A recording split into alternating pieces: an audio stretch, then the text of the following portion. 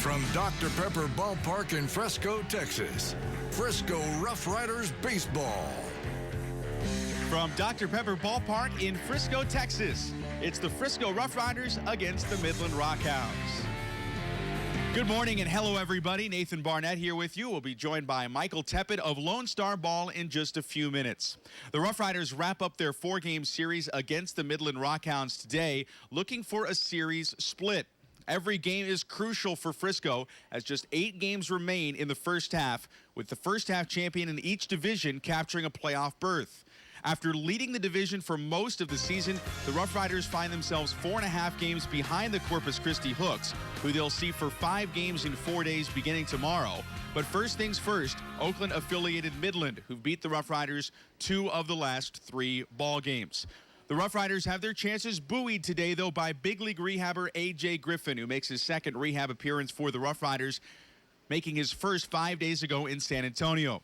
Griffin went 2 1/3 innings on 42 pitches, and the right-hander, former Oakland Athletic and Midland Rockhound, gave up a run on 4 hits and struck out 3.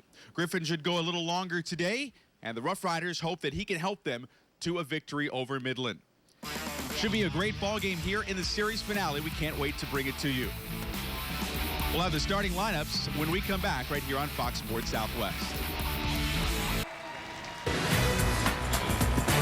Today's starting lineups are being brought to you by Train. It's hard to stop a train. Midland's lineup turned in by manager Ryan Christensen here on the road. Starts with Brett Vertigan in center field. Wade Kirkland plays second. He'll be followed by Vio Sergi Rosa and Tyler Marinko, who had a big day yesterday. League leader in homers Matt Chapman hits 5th. Bo Taylor follows as the catcher. Designated hitter is former big leaguer Josh Rodriguez. J.P. Sportman out in left. And top A's prospect Franklin Barreto is the shortstop. Rough Riders defense looks like this. Van Hoosier getting his first start in the outfield. Cordell and Beck. Berg plays third base. The catcher getting a start in the infield. Mendez, Ibanez, and Guzman. And Kellen Degland behind the plate catching big league rehabber A.J. Griffin. We'll have the first pitch when we come back here on Fox Sports Southwest. A.J. Griffin making the start here for the Rough Riders as Frisco wraps up their 4-game series today against the Midland Rock Hounds. Check out the numbers on Griffin. His 1 rehab appearance against San Antonio last week, 2 1/3 innings. Gave up 1 run for that 3.86 ERA. Suffered the defeat, pitched well. 3 strikeouts, no walks, 4 hits, and a big piece of the Rangers rotation early on in the year, trying to make his way back. Michael? Yeah, absolutely, and I think all the folks at home will kind of know what you're getting with A.J. Griffin. Obviously, he's not a guy who's going to come in and overpower you with the tremendous velocity, but you will see a fastball that he's able to command, and that's one of the things that you're looking for coming back from some shoulder stiffness. And then, of course, he's got the cutter, slider, whatever it is that you call it, but it's a good pitch. It gets a lot of ground outs, and really all you're looking for is a guy who can throw consistent strikes. Well, there you go. He starts with strike 1 to Brett Vertigan, leadoff batter who has hit 1st and 9th in this series. There's a lazy fly. Quickly ahead, 0-2. So there you go. Some strikes early on from A.J. Griffin. The big, tall righty out of California, 6'5", 230. The 0-2. Try it again. The Rough Riders trying for a series split today. Lost game 1 to the Midland Rock Hounds on Saturday. Had Sunday washed away and played a doubleheader yesterday, splitting the 2. 0-2 again. Got him swinging. Here's the big slow curveball. And Vertigan is out number 1. Good start for Griffin. Yeah, that was a little unfair. You see that big overhand curve. Little shades of Yu Darvish, who rehabbed with the Rough Riders earlier this year, made some double-A hitters look pretty silly on his slow curve. 1 away for Wade Kirkland here in the top of the first. And a fly ball to center. Cordell backing up, ball carrying, but he's there and makes the over-the-shoulder grab.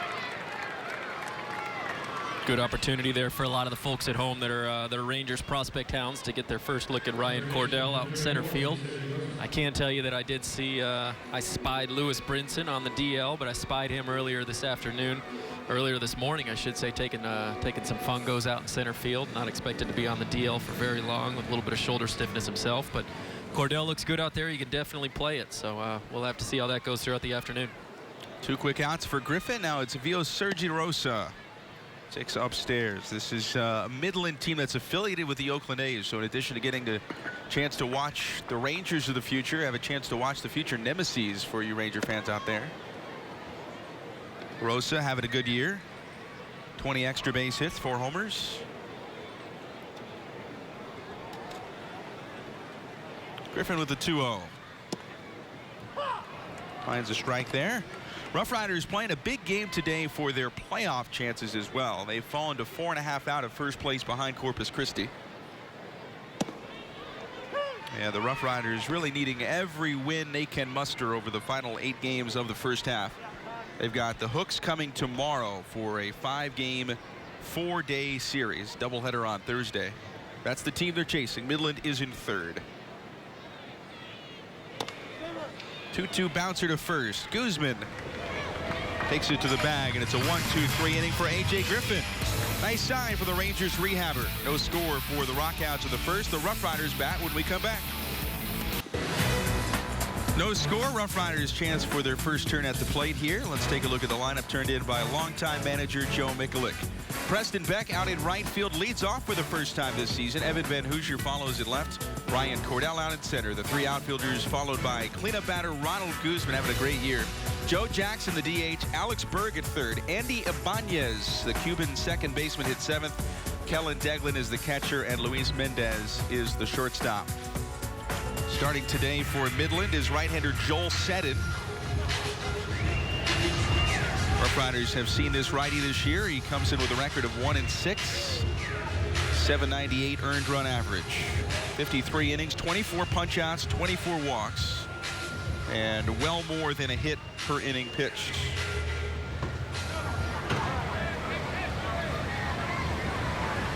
So Preston Beck leads off, batting even 300 for the year. First from Seddon. That one's lined hard to right center. Base knock for Beck, and that'll be extras. All the way to the wall it goes.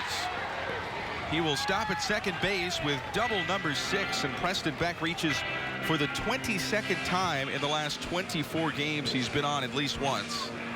Yeah, Beck is red hot. You can see this leg kick there that he's kind of incorporated here recently, and that thing's really, really adding to his ability to really sting the ball. And he's hit some really fantastic home runs, and I think that changing that mechanical approach to the game has really, really helped him out. And he's done really well, and of course he's in right field tonight, and that's arguably the best arm in the entire farm system. So fingers crossed we get to see that at some point this afternoon. Well, we've certainly seen it on display a couple of times this year. Getting to play in front of the Choctaw Lazy River for the first time this year for him. He was excited about that. Here's Van Hoosier playing in the outfield for the first time. He has seen time at second and third, but a guy who's played out there before. A super utility guy. One of the better Rangers farm hands. Very versatile. Went to the College of Southern Nevada where Bryce Harper played. Who? Yeah, right? He's a guy. Yeah, he's a dude. He's a dude. A guy. He's got a trophy on his mantle that says he's 80 grade. You know, Van Hoosier's one of those guys who I think it's great that they got him out in the outfield today. He's played there in a few years ago with Hickory, played left field, played center field. Obviously, he's a guy who profiles as a utility player, so the more reps he can get in some of those outfield positions, the better. 0-2 from Seddon. That one's poked over to third, and they're going to say caught and then dropped on the transfer by Matt Chapman. So an out on Van Hoosier on the soft liner. Beck will hold at second base. Chapman's a good third baseman too. That kind of surprised. I think that was so easy that it really kind of snuck up on him. He's a really, really good third baseman. He's an interesting player, and I think he's a guy that'll play in the big leagues. He's a guy who's going to play for Oakland at some point. Really big arm, really great thrower over there at third base. Has played some shortstop as well and leads the Texas League in home runs. Here's Ryan Cordell. He's up amongst the league leaders in homers and a number of offensive categories. taken low and away, batting .287 coming in. The 10 home runs, but he's been stuck on that for a while, almost a month now. Last home run came against Midland.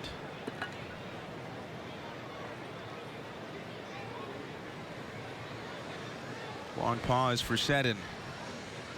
Now he brings it, and Cordell's ahead 2-0. Bryant also leads the Texas League in runs batted in. He's hitting 167 in the month of June, which sounds bad because it is bad, but it's actually one of those things that I've tweeted it out before. I like to see a guy struggle a little bit at the AA level just to kind of see what he has. He was on fire for April and May, and now we're going to get to see what happens when the going gets tough. Joe Mikulik talks about that a lot, as adversity being such a tool for development. And it also speaks to how great a start to the year he had, that he's still amongst the league leaders in so many different things.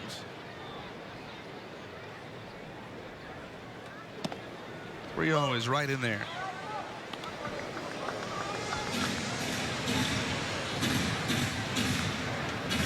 Folks at home getting a look at the lovely gray, all gray uniforms with the white sneakers from Midland. Those are maybe not my favorite sartorial choices. The white sneakers, of course, are indicative of the Oakland farm system. Oakland system all the way up to the big leagues. Lazy fly, deep second. Wade Kirkland's got it, and there are 2 away. Rough Riders baseball on Fox Sports Southwest is brought to you by Train. It's hard to stop a train. By Grande Communications. And by Children's Health. 2 outs in the inning. Runner at second. Rough Riders trying to strike here first. Condor sighting. Yeah, there he is, Ronald Guzman, having a tremendous offensive year. 23 extra base hits, including the 9 homers. He taps one foul. Guzman, a good chance to be a Texas League All-Star, maybe even a starter. Those rosters are expected to be announced today. Maybe even during the game? Maybe even during the game today. All right. I'll keep my email inbox open. I got 1 spot left. Well, I know you've always got Twitter open. That's a good place to look as well. Yep. Rough Riders threatening here with that leadoff double, but the threat has quieted with 2 outs. Seddon hangs a curve a little high. Yeah, that's a good take actually there by Ronald. He would really didn't want to go down 0-2 to a guy like Seddon, but you know, folks are getting a chance to see a really big, obviously we've talked about him a lot. He is a true first base prospect. He is 6'6", probably around 225, 230 pounds currently, and first base prospect's got a hit, and does so far this year. He's done it. Signed the same offseason as Nomar Mazara. Many thought Guzman was the bigger prospect at the time. Yep. They're tight too. Guzzi actually stayed with Maz for about a month this past offseason at Maz's place in Santo Domingo. Big swing and a miss there. If you think Ronald Guzman's better than Nomar Mazara, you know you've got some talent on your hands, right? With all the tools that Mazara has. Obviously, he's put it together, but... And you're also wrong, but yes. Who knows? Maybe someday. Yeah, for sure. Well, Ronald's got a lot of talent. He can hit for average. He can hit for power, so... There's a base hit, not power, but there's the average. Does it drive in a run? Vertigan will throw it into second. The Riders are on the board. RBI number 30 for Ronald Guzman, and Frisco, for the first time in this series, strikes for the first run. Nice job of hitting here by Condor. You know, it's a 2-2 count, and he gets that ball that's low and away. He didn't try and do too much with it. That's kind of a new thing this year, is that he's just sort of going with whatever it's going with there. You know, just sort of drove it right back up the middle for an RBI single. You take the 1-0 lead and just be happy with it. Guzman, a guy who changed his swing in the offseason, credits Josue Perez, Rangers hitting coordinator for the change. Helped him during the offseason playing Dominican winter ball. Guzman is on at first. 1-0 Rough Riders, and now it's Joe Jackson to the plate. Big shift on for Midland. They do this against all the lefties. They're Oakland. That's what they do. And white shoes. Yeah, white shoes and defensive shifts. There you can see Wade Kirkland way on the outfield grass. Jackson's been hitting the ball well this homestand. 3 for 10 in the series, with a couple of runs knocked in.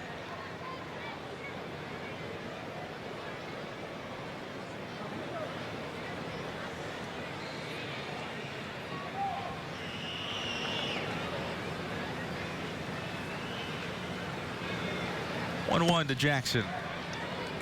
Easy take there. Riders with a win today will put pressure on the Corpus Christi Hooks, who come to town tomorrow. Rough Riders still mathematically in the race for the first half title in the South, but it's going to be an uphill climb. 2-1 slam to center. Play for Vertigan, and that's the inning. But the Riders score. Ronald Guzman RBI single, driving in Preston Beck. It is 1-0 Frisco after 1. Oh, the Choctaw Lazy River. It's now open here at Dr. Pepper Ballpark, the world's largest water feature in a sports stadium in the entire world.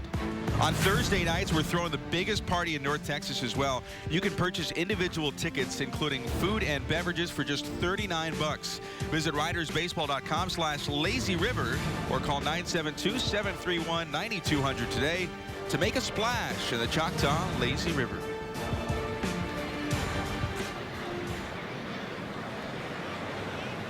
Rough Riders up 1-0 after 1. A.J. Griffin going back to work. Tyler Marenkov takes up an in. Marenkov, a big day yesterday in the doubleheader.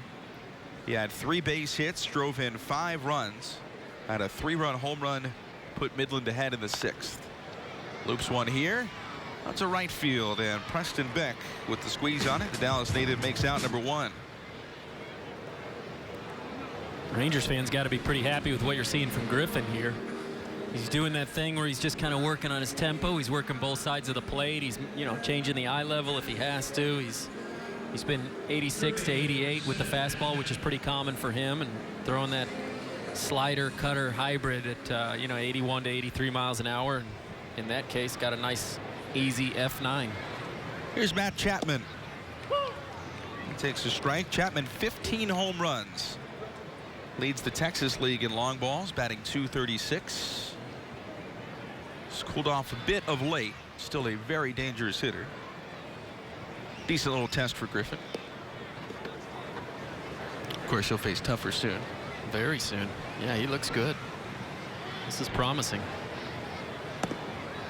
There's a strike, and well, yesterday with the news of Yu Darvish going to the disabled list, all of a sudden there's room for him again. Yeah, and you're just kind of wanting him to get his pitches in here, but I didn't quite realize he throws a pitch about every 7 or 8 seconds. That's just fantastic. There's a slow curve, so that one came in at 66 miles an hour, so he's got that 20-mile-an-hour velo separation that you look for, and he's doing a really good job. I mean, obviously this is one of those things where you don't want to get too excited by the stuff, and you don't want to get too excited by the results. It's mostly a case of how does he feel tomorrow, how does he feel later on today, but so far he looks really good. There's a 67-mile-an-hour slow curve that Chapman is well out in front of, and Chapman, we talked about his glove and his arm earlier, and I think he's got big league caliber third base abilities. It's certainly a big league caliber arm, and like you said, he leads the Texas League in home runs, so he'll run into him from now and then. Every now and then, I not terribly keen on the hit tool itself, but he's got some power and he can definitely play third base. So I think that is that's a future Oakland A.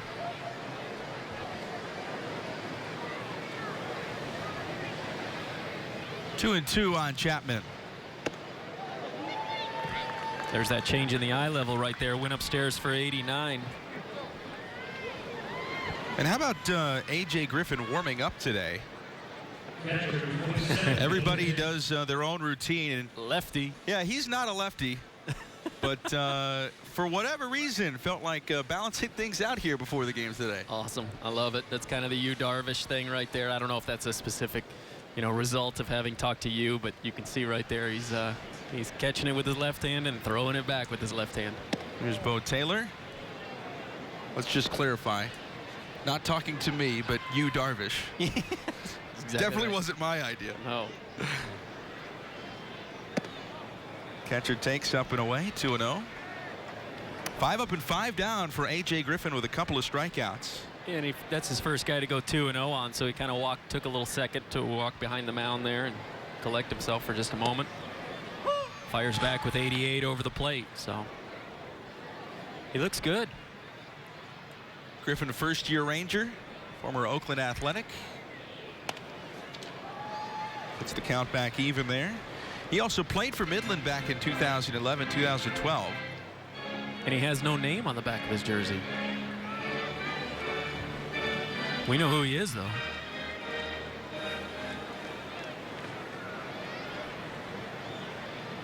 How about that hair? It's awesome. And his facial hair, his head hair, he's great. That ball is hit well, but playable off the glove of Van Hoosier. Tough play to make. Into second base is Bo Taylor. With what we'll see, but I imagine will be a hit.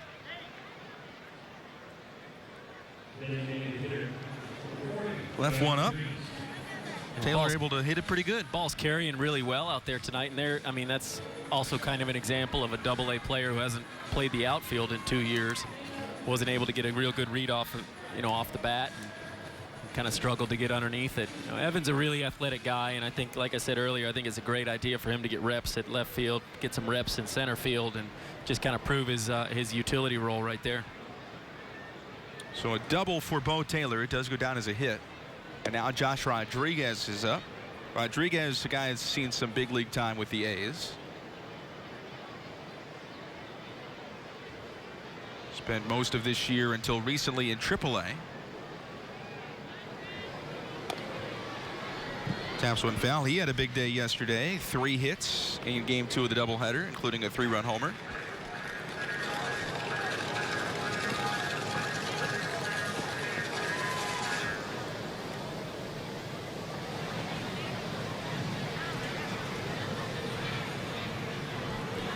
Houston area native Rodriguez. Curve a little low from Griffin, and it's 2 balls and 1 strike. Coming in at 65 miles an hour. So like I said, he's got that 20-mile-an-hour velo separation, if not more. So fastball's been 87 to 89, and the slow curve coming in 65 to 67, and the slider coming in 81 to 83. There's a pop-up. Deglin gives it a chase, but ends up in the crowd. 2 balls and 2 strikes now. As Griffin tries to get out of this little mini jam and keep the Rough Riders with the lead. We were talking before we jumped on about how his breaking ball is a little bit of a confusing pitch. I mean, Brooks Baseball listed as a cutter. Fangraphs listed as a slider. We had one Rangers fella say slider. We had another Rangers fella say cutter. So it's just it's a slider, cutter, slider. Maybe he's got a name for it. We should ask him. Do you want to name it today? Nope. Okay. I'm retired. I got one in the books. I got the big chill. I'm retired now. Yeah, we got to make sure you get some credit for that. I already did, and I'm done with it. It's fine. Yeah, Nomar Mazara's nickname, the Big Chill. The author's right sitting next to me here. Michael Teppet. Legend. 3-2 on Rodriguez. The pitch. Little check swing foul off the very end of the bat. Griffin catches a break there. A.J. Griffin threw 43 pitches his first time out. Taking a look at this last one. Boy, right on the nub of the bat. Right on the knob of the bat. That's amazing. Somehow it didn't hit him. 30 pitches so far, no action in the Riders bullpen. 3-2 again, and he walks him. So a double from the 6th man, a walk from the 7th place hitter, and J.P. Sportman is coming to the plate next with 2 on and 2 out. Man, we get our requisite mound visit from Luis Mendez. Pitching whisperer Luis Mendez. A lot of folks at home. I mean, Luis isn't one of those guys who's one of those top prospects, but he is absolutely integral to this team. He is in many ways and shapes and forms. He is the kind of the backbone and the lifeblood of the team this year, and he's a really motivating guy, very outrageous, and very kind of outspoken type fella, and he's important to the team, even though he may not be a name that everybody necessarily knows. In a very different way, I think he's taken over the reins from Wilder Rodriguez. Yep. Sportman takes a strike. Folks probably remember Wielder, who made his big league debut a couple years back during that tough 2014 season, now coaching in the Dominican Summer League. And Luis Mendez has sort of taken on that veteran infielder presence. A little more outspoken than Wielder. Yeah, he is. He goes 88 up here. Set up down low, though. It kind of looked like it got away from him. So here we go. We got 0-2, 2 outs. 2 guys on. What's he going with here? Back to the curve. Oh, boy. Didn't miss by much there.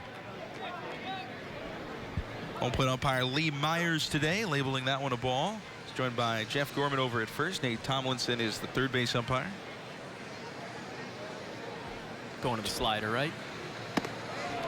Elevates with a fastball. Strikeout number 3 for A.J. Griffin as he gets 2 in the frame and keeps the Rock Hounds off the scoreboard. Frisco's lead intact to the bottom of the second here on Fox Sports Southwest. Bottom of the second beginning, Rough Riders up 1-0, and we send it over to public address announcer Sean Heath, who will introduce today's junior PA. Fans, welcome today's junior PA announcer, 7-year-old Luke from Richardson. Let's hear it, Luke. Now batting for the Frisco Rough Riders, number 9, Alex Berg. Hey, how about that from Luke? You killed it, Luke. You killed it, buddy. Awesome. Had to do it on TV, no less. Extra pressure today. Bam. Nailed it. Alex Berg. So here is Berg. It'll be Berg, Ibanez, and Deglin to face Joel Seddon. Rough Riders getting a run on 2 hits in the first. Final game of this 4-game set. And Berg swings away at the first. First baseman there, Rosa's got it. Let's check out that Midland defense in addition to Rosa over at first base. On the right side, Wade Kirkland at second. Barreto is the shortstop, and Chapman over at third. Bo Taylor is the catcher for Joel Seddon. He has caught all but one of the games in this series. In the outfield, Vertigan in center, Marenkov in right, and Sportman in left. One of the better names in minor league baseball, J.P. Sportman.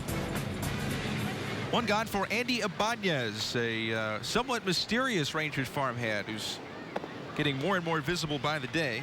Ibanez hit his first home run for Frisco yesterday. First-year player signed out of Cuba, and what a start he got off to in Hickory. Yeah, he was unbelievable. He's a little bit older, obviously, than a lot of the guys that he was facing down there and a lot of the guys that he was playing with in low A, but they sort of sent him down there to get acclimated to the U.S. game and sort of acclimated to be a professional baseball player in the United States, and he did everything that they asked of him, and now he's back up here in Double A, or up here in Double A.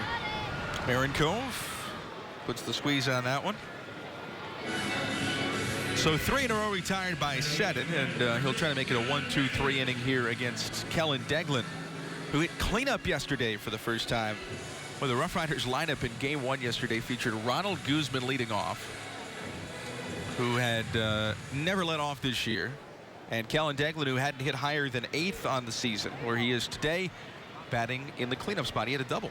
He turned around 92 last night, hit it off the base of the wall in right field. And would love to see him get going. Average slowly moving up. Hit just 0.59 in April, but a 298 batting average in the month of May, and he's batting 278 here in June.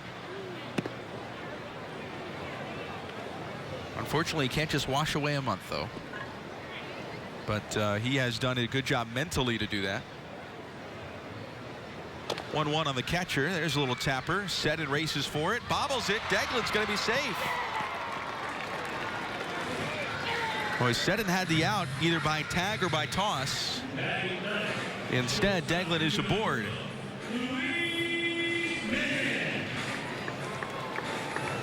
Little Baltimore chop. Just off the end of the glove of Seddon. Sort of running out of space over there. A little bit harder than it looks maybe, but play I'm sure he'll tell you he should make. Body language sure said that he wished he had made it. Thought he should have. Number 9 batting Luis Mendez is now up. He had a big hit yesterday as well. Drove in a couple of runs. Takes ball 1. Luis batting .215 on the year. 1 home run. 12 runs knocked in. Switch hitter. Batting left, of course, here against the right-hander.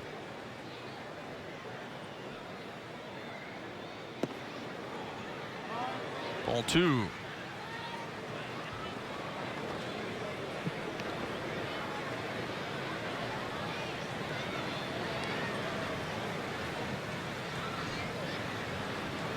Preston Beck awaits on deck. He had the double in the first for Frisco. We'll be joined by John Daniels here very shortly on the broadcast, so don't go anywhere in case you're just tuning in. There's a fly ball. JP Sportman is there, though, and that retires the side. Frisco gets a hit, nothing across, but leads it 1-0 after 2 here on Fox Sports. Come on out and celebrate the first day of summer with the first ever yoga in the park. Join us for a unique yoga session on the field at Dr. Pepper Ballpark. The first 100 signups will receive a free yoga mat, and all proceeds go towards Hope's Door of Plano and the Rough Riders Foundation. Get your ticket to Yoga in the Park, which will include access to the event, a buy one, get one Riders baseball game ticket, and a swag bag, compliments of Athleta and the Rough Riders Foundation. We'll see you there Monday, June 20th. Michael will be there, I heard. For yoga what? in the park? Yeah, yoga, absolutely. In the park. Totally down for that. A.J. Griffin working here in the third inning. We're joined by John Daniels, the Rangers president of baseball operations and general manager, who was a star analyst for us earlier in the year. John, welcome back. Star might be a little much, but I was an analyst. Appreciate it. Good to be here. How's it going, man? Good. Still doing the baseball thing? Yeah, hanging with it for a little bit. Nice. Franklin Barreto swings at the first. Should be an easy out for A.J. Griffin, and the shortstop Luis Mendez calling him off, making the catch. One away. Good start for Griffin today, making his way back, John. Yeah, he's one of these guys that, you really got to watch him pitch to evaluate. You're not going to break down each individual pitch. He's more the sum of the parts, keep guys off balance. Weren't too concerned about the shoulder, based on the symptoms, and the MRI was clean, but clearly had some fatigue. He hasn't pitched in 2 years, before this year. Tommy John, and then some hiccups coming back from it last year, so just be smart with it. Obviously, he filled a big role for us early while Darvish was out, and hopefully we'll get him going here pretty quickly. He looks to be on top of his game right now. First pitch strike to Brett Vertigan. How much more important does today's start become with the news yesterday that Yu Darvish was headed back to the disabled list? We're hopeful that similar to AJ, that Darvish is not a, knock on wood, the MRI was clean. It's not going to be a long-term deal. I just think sometimes these guys coming back from injury, something else pops up. I mean, you're getting the body back in shape. It takes more than just a spring training to do it. They sit out at least a full year. In AJ's case, 2 years. Yu is more physical than he was. I think you see that a lot of times. So with Yohander Mendez, when he came back from his injuries early in his career, that they come back with more muscle on them just because that's what they do. And in the rehab process, you put a lot of good weight on, and it's a little bit of a new body to get used to. And that's my analysis, not the doctors, but I do think there's something to that. When these guys come back after a long rehab, it's a little bit of a new body, a little bit bigger muscles that take some time to get used to again. Evan Van Hoosier nearly coming up with that one. A little bloop single for Brad Vertigan. Rock Hounds have a base runner here for Wade Kirkland with one out. There's a strike from Griffin. Mendez looks great. I'm really excited about him. He's 200 pounds, right? Yeah. 200-pounder? Yeah, it was a 6'4", 6'5". I mean, Yep. But he went down to the AZL program, the rehab program with Keith Comstock down there. Does an outstanding job, our rehab pitching coordinator, and put on good weight. And it took him a little time to come back. We're still building up the innings here, but he looks starterish. Yeah. He looks the part. Yeah. Left-hander with 3 very good pitches. Kind of encouraging him to pitch off his fastball a little bit more. And his curveball and changeup are so good. We want him to learn to pitch off the fastball a little bit more. And the last couple of starts, looks like he's done that. And the new slider. Yeah, which I have not seen, but I think these guys that have hand feel and have the ability to manipulate the ball. You saw it with Matt Bush. They kind of take a pitch right out into a game after a little time working here, whether it's Brian Chouse or Jeff Andrews or Danny Clark or these guys, and they're able to take it out in the game pretty quickly. And I think Yo is doing just that. Take a look at the replay here. 3 players converging, and Van Hoosier get another chance at it. Makes the catch. Talking about him earlier today, John, but Van Hoosier, guy that's playing all over the diamond, getting his first look in the outfield today. Yeah, he's coming out of Vegas, always been a guy that could hit, and just kind of determine where's he ultimately going to play. And I think his versatility gives Mick a lot of options here to try to get the rest of the guys out on the field. Showed a little bit of rust there on that double. You know, didn't take the most direct route to it, but that comes with experience, I think. Rio Sergi Rosa, who grounded out his first time up. Takes the ball there. Joined by John Daniels here in the booth. Rough Riders on top. You were a good luck charm last time. Rough Riders dominated that game against San Antonio. Yeah, John? That's right. Yeah, you spent some money today, too, didn't you? Reagan's? Oh, not me personally. I spent somebody else's money. Yeah, I mean, you spend money to get you out yeah. here, you know, on driving all the way out here. But no, you spent more than that, on more than your gas money you Yeah, spent we'll today. have Reagan's, and we've got a couple other of our high picks that are in town for physicals and should be part of this afternoon's press conference. We're excited about Kip, our scouting director, and his whole team. Ben Baruti, first year joining us from Major League Baseball, did a great job. Our whole cross-checking group, the area scouts. You know, people talk about grading the draft, which I think is a challenging thing to do from an outside perspective. Internally, I don't think is that hard to do because I think you're really more grading the process and the work that went into it. And so I can very comfortably sit back and I told the guys even before we made the picks, I know this is a good draft because I know the work that's been put in, the process that went into it was thorough. It was detail oriented. There's a lot of people involved, a lot of resources used. But the other thing is you almost have to grade on a curve these days because of the rules that are in place. And so I think we're going to have quite a few interesting prospects come out of this draft, and ultimately a number of big leaguers. That's every year Kip's been out there. We've even whether we hit on the top pick or not, like we've put a lot of big leaguers out into the system, into trade situations, etc., because of the process our guys do.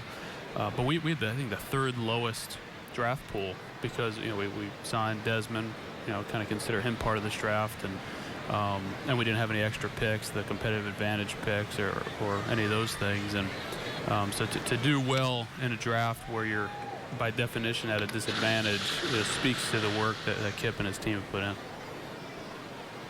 Pitch on Tyler Marinkov there, swing and miss.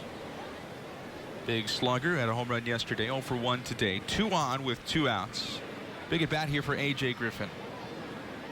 I think I speak for a lot of Rangers fans when I tell you a high five on spending some money on Desmond. Yeah, it was one of those that it was at the time I think easy to question, and I don't say that in like there's a line sort of drive. Way than just see this play here. They're going to wave the runner around, and we've got ourselves a tie ball game. I don't mean that in any other way other than he had a rough year last year. Talking about a guy that hadn't played the outfield, high strikeout rate, giving up a first-round pick. I think there were some clear risk factors that were easy to identify.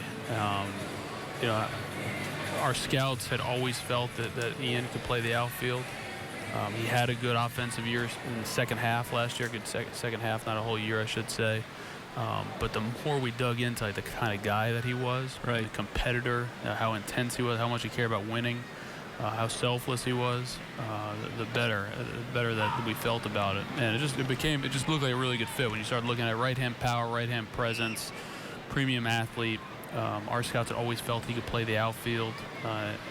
Jace Tingler's done a great job working with him there. And then I think the character reference, so to speak, that we got from Michael Young and from Mark DeRosa, who played with him, and some other guys. I mean, we're only a third of the way through, but it's worked out about as well as we could have asked. Right. 2 strikes on Matt Chapman here as Griffin tries to work out of the inning.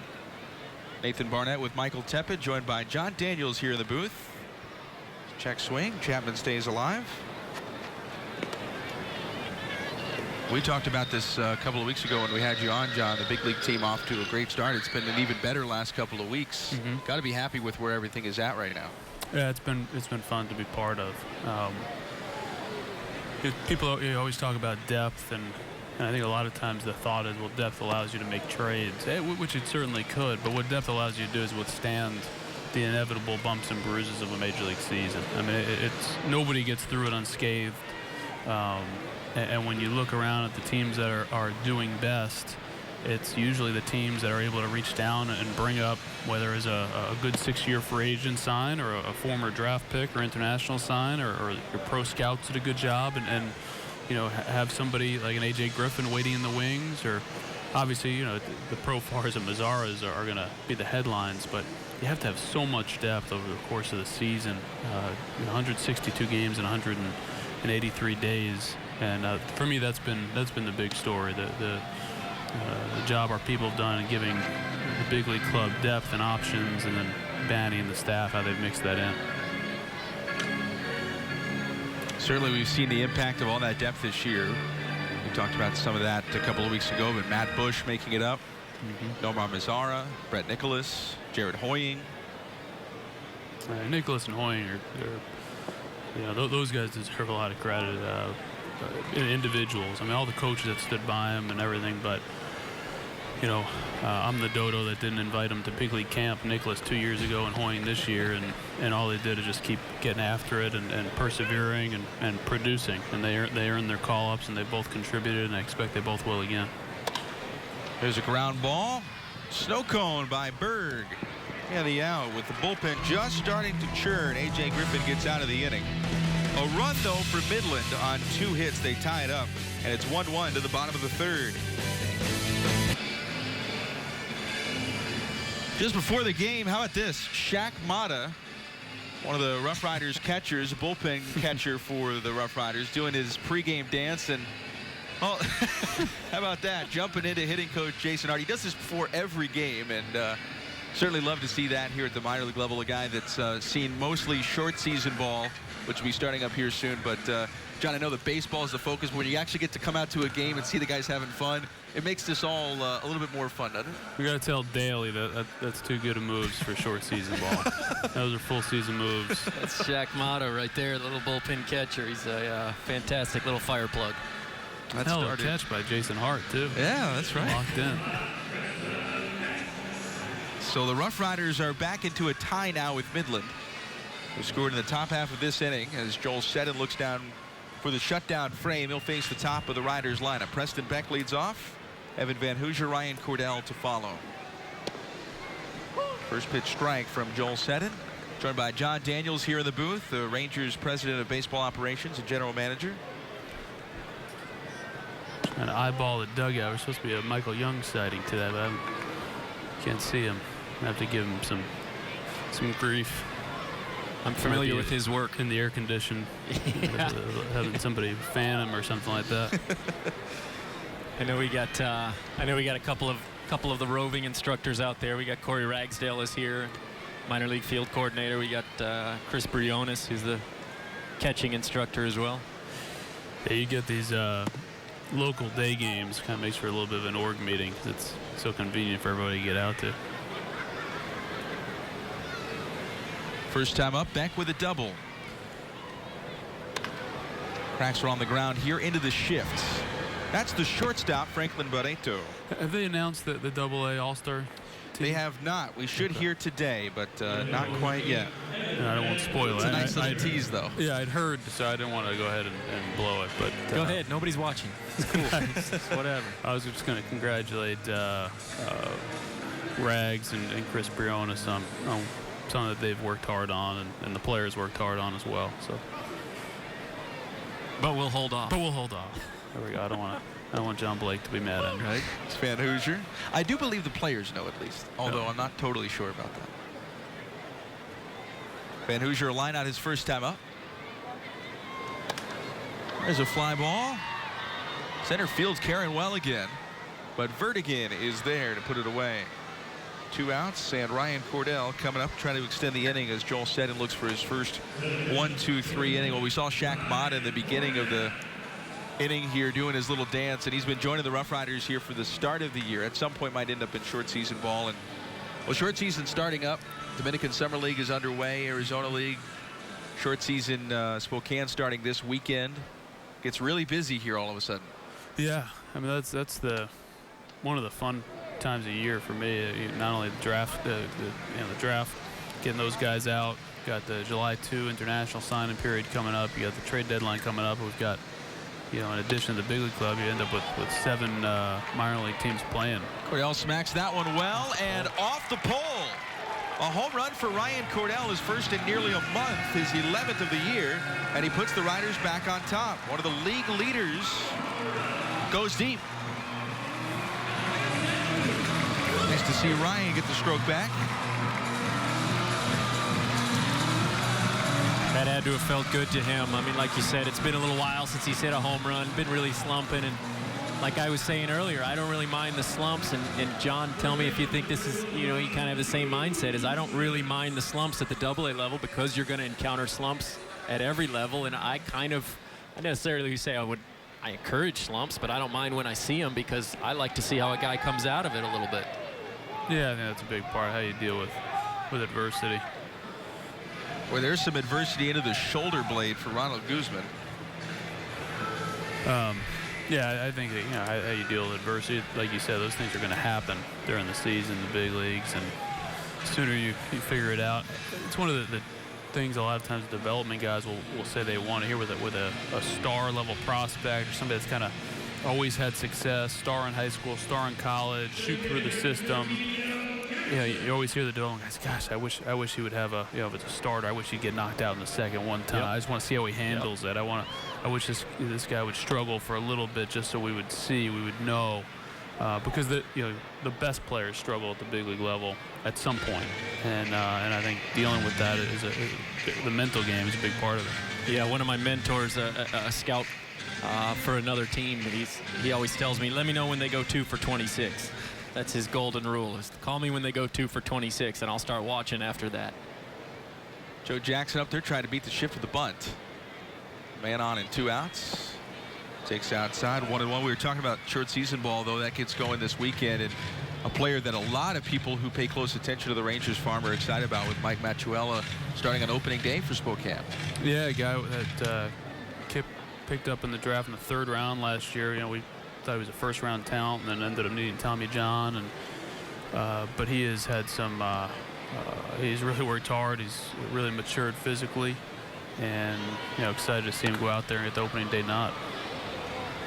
I don't know if everybody relayed all the stories of him here last year to you, but it was just kind of remarkable for me as a guy who spends a lot of time here at the AA level to see a kid who was not even throwing yet after he was drafted, but he came here to Frisco because he was working out a lot in Frisco, got a full uniform, and for his first game he wore spikes, and one of the coaches asked him, so what are you doing putting on spikes? He's not even throwing yet, and he looked right at the coach and said, it's my first pro game, I'm going to wear spikes. That's awesome. Got double plus makeup on that kid, and I got a chance to chat with him a few times in Surprise in spring training, and not lacking on mental acumen, our Duke 6'6" kid. So very, very bright kid. I'm really excited for him and for all of Spokane to get cranking. It's an interesting piece of the pitching program that Danny and Mike and the guys have put in place. Is kind of getting guys even before they're truly ready to pitch, get them into the routine, kind of learn the throwing program, learn the lifting program, the routines, everything that goes on with it, charting, sitting in the stands. I think we're going to do that with some of our high picks this year as well. Have Danny take them out into the system and teach them the ropes even before they're ready to get out and pitch. Long run for Chapman to go get that one, but he gets there in time. Here's the home run from Ryan Cordell. Put Frisco back ahead. 2-1 to the 4th.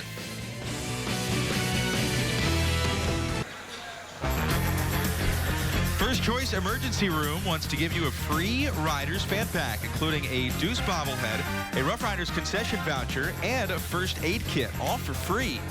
Just swing by a participating First Choice ER location and get your free Riders fan pack before June 30th.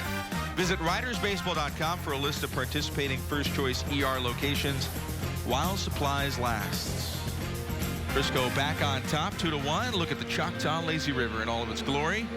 It's a splash day here at the ballpark. Plenty of youngsters out on hand, enjoying some inflatables, and certainly a nice warm day to enjoy that. Bo Taylor swings away at the first here of the 4th, and that is a fair ball into the corner. A.J. Griffin back out there, and the first pitch he throws is a double to Bo Taylor, his second of the ball game. And Midland trying to come right back. have a runner in scoring position here to open the frame. Another pitch up in the zone that Taylor was able to crank for a 2-bagger. That's the 4th hit allowed, 2nd extra base hit by Griffin, who's walked a couple and struck out 3. Nathan Barnett here with you at Dr. Pepper Ballpark alongside Michael Tepid. We're joined by John Daniels, the Rangers president of baseball operations and general manager, here in the booth with us, gracious enough to give us a little bit of his time today. As Josh Rodriguez steps up. And that one's in there. Well, getting to see a lot of guys try to make their way to prominence and make their way to the show, and everybody's got their own story. John, I know yours a rather quick one, a quick rise to the general manager ranks, but yeah, I'm fascinated by that, because I know a lot of people just see, you know, kind of the news story of you were the youngest GM in the history of the planet of ever, all time. But I know that there's so much more into it, and I've heard some of the stories about the Rockies, so I got a couple questions there. One is sleeping in a cot or on some, like you said, some cinder blocks or something. You're what? Tell me when you took the Rockies internship.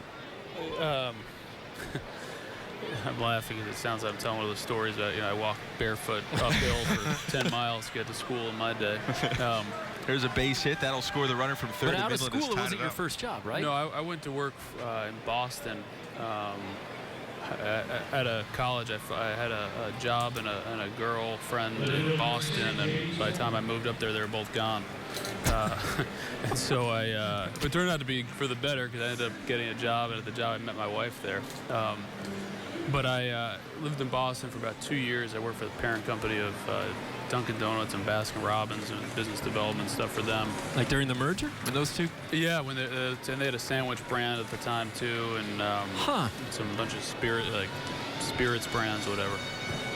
We'll finish that story because we've got a pitching change, so we'll finish that when we come back. A.J. Griffin done after 3+ innings, and he leaves in a 2-2 tie. Jose Valdespina comes on, and we'll be back here on Fox Sports Southwest.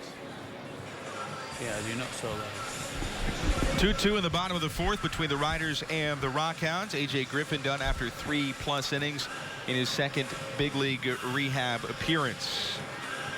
And Griffin with 3 strikeouts, 2 walks. Taking a look at the K's here. Brett Vertigan in the first started things with the nasty curveball, then used the fastball. Chapman swinging in the 2nd.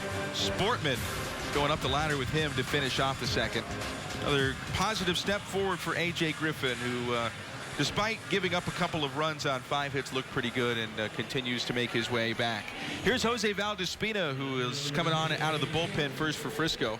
2-1 righty out of the Dominican Republic, 365 earned run average, 24 2/3, 21 strikeouts, 11 walks, and he's given up 27 base hits. Nasty fastball slider combo for Valdespina, who will come into a spot here in the 4th with a runner on and nobody out, facing J.P. Sportman. First out of the stretch, runners on the move, and a lazy fly ball that will not come down. Making the catch is Preston Beck, and they will double off that runner at first. Questionable read on that. Yeah, that was a really bad read. I don't know. Ball's up there in a long time. So Rodriguez doubled off. Bases are clear. Nice job by Jose Valdespina. 1 pitch, he gets 2 outs, and now the inning is left to Franklin Barreto. I'll be just to finish that story real brief. Yeah. So you take. I ended up getting an internship with the Rockies through basically going to the winter meetings. In Colorado, not in Arizona. In Colorado. Okay. My dad encouraged. I'm 23. My dad basically tells me, hey, if you're going to ever do it, you know, now's the time. I had a good job, a real job. He said, hey, now's the time. Take a chance on yourself, and I did. I had a friend that lived out there that we'd gone to college together, and she and a few other folks lived in a house together, and they had an unfinished basement, and so I went out and got some cinder blocks and box spring and mattress, and was able to live in their basement. And how long was the internship? Was that like a 6-8 month thing? I started basically right at the beginning of the season, so like April 1. They had hired a friend of a son of like the owner's neighbor. He got the internship over me originally, and then the guy, Josh Burns, the assistant GM at the time, he's since been a GM. He's now with the Dodgers. Yeah. And Josh called me basically at the end of March, said, listen, it didn't work out with with the kind of favor hire that we had to make. Right. You're still interested? I said, yeah. I said, quit my job, packed up the Civic, drove cross country, and moved into the basement. I had unbelievable experience. So what happened after the internship? How did you get? Because we see all the interns here, and a lot of those guys, when their jobs expire, they immediately hit the market and start pounding the pavement. Finish that afterwards. Yeah, we'll pick that up next inning because I'm fascinated by it. Story keeps getting cut off. We'll finish it up in the bottom of the fourth. A run for Midland, and we're tied at 2 again. Bottom of the fourth inning, Rough Riders in a 2-2 tie with Midland here in the final game of this 4-game set. Joel Shedden continues on, 43 pitches into his night, facing Alex Berg, Andy Ibanez, and Kellen Deglin. Nathan Barnett with Michael Tepid. We're joined by John Daniels here in the booth, and John telling us a story of his early baseball days and how he got the internship with the Rockies. And the question was left right as Luis Mendez caught the final out of the inning. How did you get from point A to point B after that between the Rockies and the Rangers? Well, I think a big thing was the Rockies. It was a rough year in Colorado from an on-the-field standpoint, but tremendous amount of like the front office scouting, development, talent there. Dan O'Dowd was the GM. Josh Burns, the assistant GM. He's since been a GM. Michael Hill was the farm director. He's the GM. Thad was the director of baseball operations. Billy Epler was a scout. He's a GM. Jerry DePoto was a special assistant. He's a GM. Scott Service had just come off the field. Clint Hurdle was the hitting coach. He's a manager. Buddy Bell was the manager, obviously Ranger Hall of Famer, and now farm director for the White Sox. As I got to interact with, I'm not saying every one of them all the time, but quite a few of them, and just to be around it. And they did a great job. It was very inclusive. They obviously had to do the normal intern stuff, getting coffee and filing. Back at that point, you still filed papers. You don't do that anymore. But filing draft reports, literally, putting the papers in the files, and lunch runs and airport runs and all the stuff you'd expect. But I also got to sit in the office, be a fly on the wall for trade deadline discussions and through the whole draft process and all that. And you're what, 23, 24 at the time? Yeah, 23. I guess I turned 24 that summer. Okay. And the end of the year, it was 9/11 was that fall. They basically, like a lot of companies had a hiring freeze. They had offered me to come back as the intern again. I was from New York. I wanted to get back home. Wasn't something I wanted to do, at least at that time. In the meantime, John Hart got the GM job here, and Dan and Josh Burns had worked for John in Cleveland. And they recommended me to John as he was starting to put together a front office and was looking for, a younger guy that would basically get after it and do anything and everything. And so I interviewed with the front office at the winter meetings and ultimately got the job here with Texas. What was your first job title with the Rangers for John? He was assistant in baseball operations, just kind of a catch-all.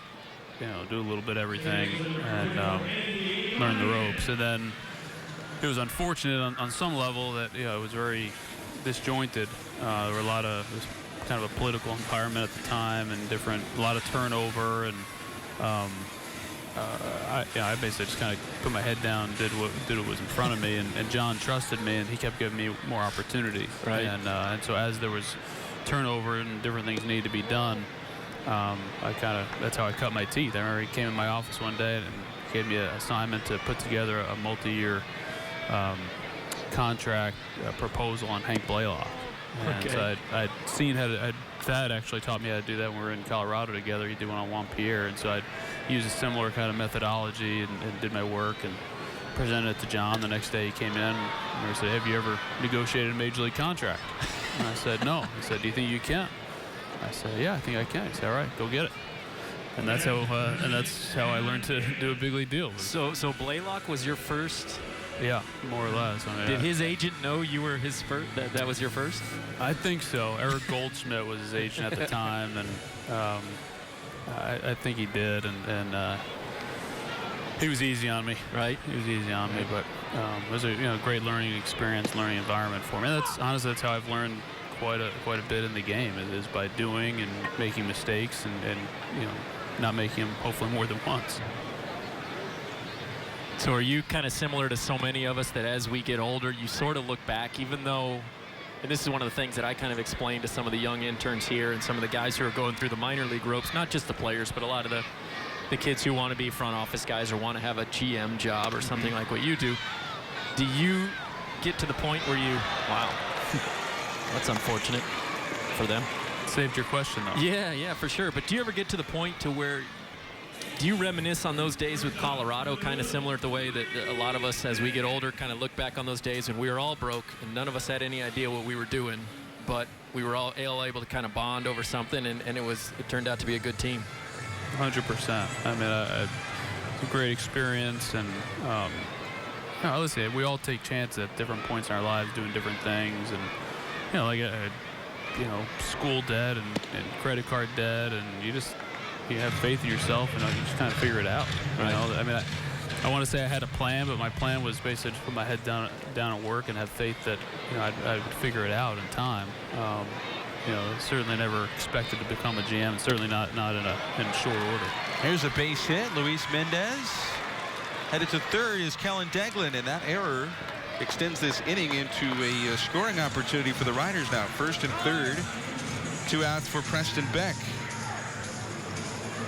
That's great, man. Thanks for sharing that. I love, because one of the things obviously that I'm fascinated with is the minor leagues and how people get to where they're going to, and I know that there's been a lot of stuff written about you, but I think that's the first time I've ever heard you tell I didn't know that was that stacked of a roster in Colorado. Yeah, it was pretty crazy. And it's really benefited me from kind of putting together, you put together your kind of Rolodex, so to speak, your mental Rolodex. I didn't play. I didn't work up in the minor leagues. So to have that kind of first opportunity and be around so many good people, and that I now have some level of foundation with it has been an advantage. The question you get about how do you pursue a job in baseball and what do you need to do, there's really no set way. I mean, you guys have both taken different paths. I took a different path. I think the big thing I tell everyone is that none of these paths are truly repeatable. The big thing is you have to love the game. You have to want it as a lifestyle more than a job. Get around it as much as you possibly can. Go to games, whether it's minor league, high school, college. Play as long as you can. Be around it. Read as much as you can.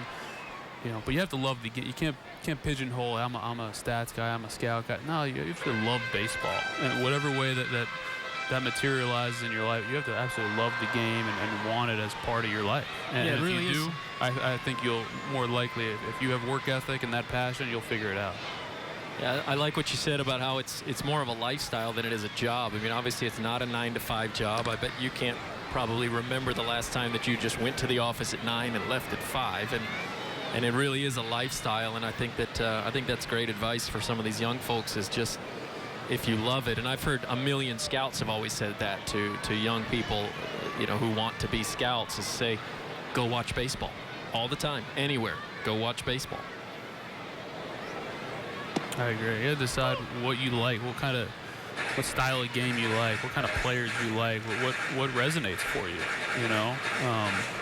I think one of the great advantages that we have now is all the information that's available to all of us, in different publications and online and blogs. But you have to be able to make your own opinions. 0-2 to Beck. Fouls it away. Stays alive here as the Rough Riders look to retake the lead. Well, you got to love the game, and you got to be willing to sleep on cinder blocks, huh? In someone's basement. How many people lived in the house? It was 4. There were 4 plus me. And you're in an unfinished basement? Yeah, I mean, this house was nice. I don't want to make it sound like right. It was in the Washington Park area in Denver. I don't want to make it sound like I was truly slumming. The basement wasn't great, but the house was nice. Stolen base there for Luis Mendez. And now a base hit could drive in a couple. For Luis, it's stolen base number 5 on the year. What do you think, Nate? You got the third baseman standing over there with the shortstop. You send in Wheels Deglin here on a straight steal? There's certainly a chance, right? I'd love to see him go about 3/4 of the way down the line. Big shift on against Beck. There's a ball. Golden opportunity here for the Rough Riders. went hitless with runners in scoring position in last night's back half of the doubleheader. Something the team has done great so far this year. Another ball. Good take from Beck, patient hitter. Worked the count full. Preston batting .344 with runners in scoring position. And with first base open, see what Joel Seddon does here with Beck 3-2. Van Hoosier is on deck. 3 infielders on the right side, 2 of them on the outfield grass. Rosa at the back of the dirt. And you see there the shortstop is really the third baseman, Matt Chapman. Little floater, shallow center. And Vertigan's got it, inning over. The Riders threatened but failed to score. John, thanks so much for coming on with us. Appreciate having you. Yeah, enjoyed it. Thank you, guys. The score remains tied as we head to the 5th. Tired of mowing and pulling weeds? Scott's, the Home Depot, and the Rough Riders want to make sure you never have to do it again. On a select game, one lucky fan can win free lawn care for life if a Riders pitcher strikes out 3 consecutive batters in the mow 'em down inning. All you have to do is visit the Home Depot before June 30th, look for the Scott's Green Max display, and enter your name for a chance to win free lawn care for life. Visit ridersbaseball.com for a list of participating locations. 2-2 as we start the 5th. I don't know about you, Michael, but part of the reason I don't have a lawn is because I don't want to mow or pull weeds, but that'd be a nice little promo to win. Why not? Free lawn care for life. I have a lawn. See, you could use it. Let's do it. Head to the Home Depot before June 30th. Come on out. Brent Vertigan leads off top of the lineup for Midland against Jose Valdespino, working on his first full inning. Came on in the 4th. Got all 3 outs after A.J. Griffin, big league rehabber, went 3+ innings today. 2 runs allowed for Griffin. First from Valdi is in there for a strike. Again, want a big thank you to John Daniels, the Rangers president of baseball operations and general manager for Texas, coming on with us here for a couple of innings. And if you were waiting for it, you just missed it. Hit rewind. Bounding ball here. And Ibanez throws it along. I did not know that Colorado Rockies front office, when he was an intern, didn't know that Rockies front office was that loaded. What a remarkable roster of future big league talent. I mean, that is a loaded roster. Future GMs were scouts. You're geeking out right now, aren't you? Yeah, man, it's really remarkable. I mean, you got 8 to 10 guys who are all really high up in baseball front offices these days. We're all kind of paying dues back at the same time with the same club. Great brains to pick for JD.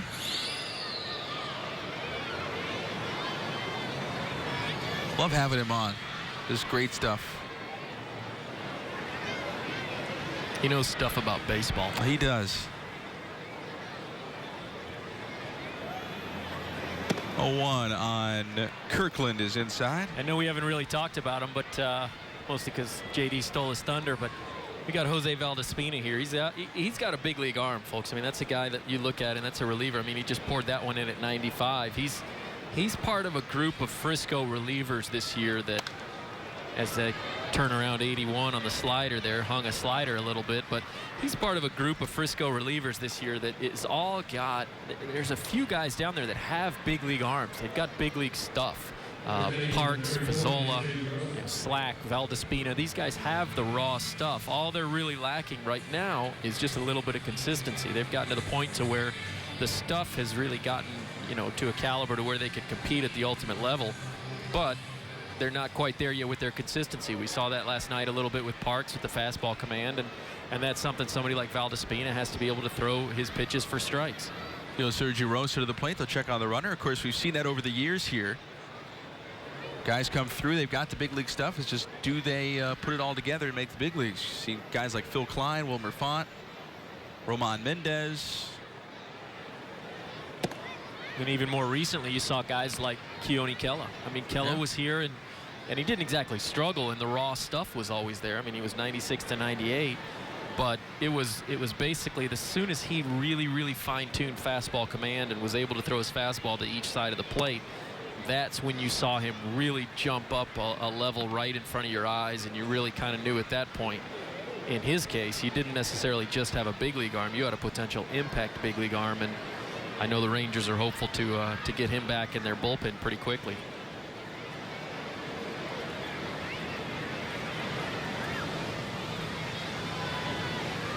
Another check of the runner. Good ball game here in the finale.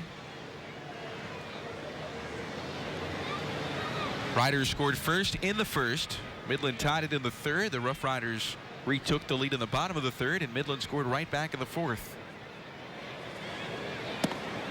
There's a good fastball there, cutting over the outside edge. Talk about some of the little things that these guys have to do in terms of getting consistent. Valdi's been 135, 138, 140 to the plate. That's with a full leg kick. That's actually just too slow. So he's really putting his catcher in a bit of a precarious position there. That's one of those things you talk about doing all the little stuff at the minor league level. It's going to have to get faster than 140 to the plate with a man on first base. It's outside, 3-1. Of course, at this level, sometimes for guys, it is the first time they're really employing the slide step consistently. Depending on the organization, the Rangers are one of them that don't use the slide step all that much early on in guys' careers. They want them to just focus on the plate, throwing strikes.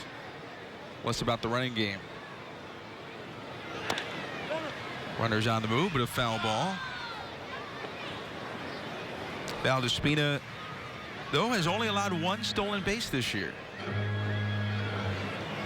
So whether he's done a decent job holding the runners with pickoff moves and just changing his rhythm, or the catchers have scared him off. Yeah, and that's one of those things, like you said, he's working on that slide step. So, and the big thing there is you want to vary it up, because basically every first base coach, certainly at this level and absolutely unequivocally at the big league level, every first base coach is telling that runner on first what his timing's been.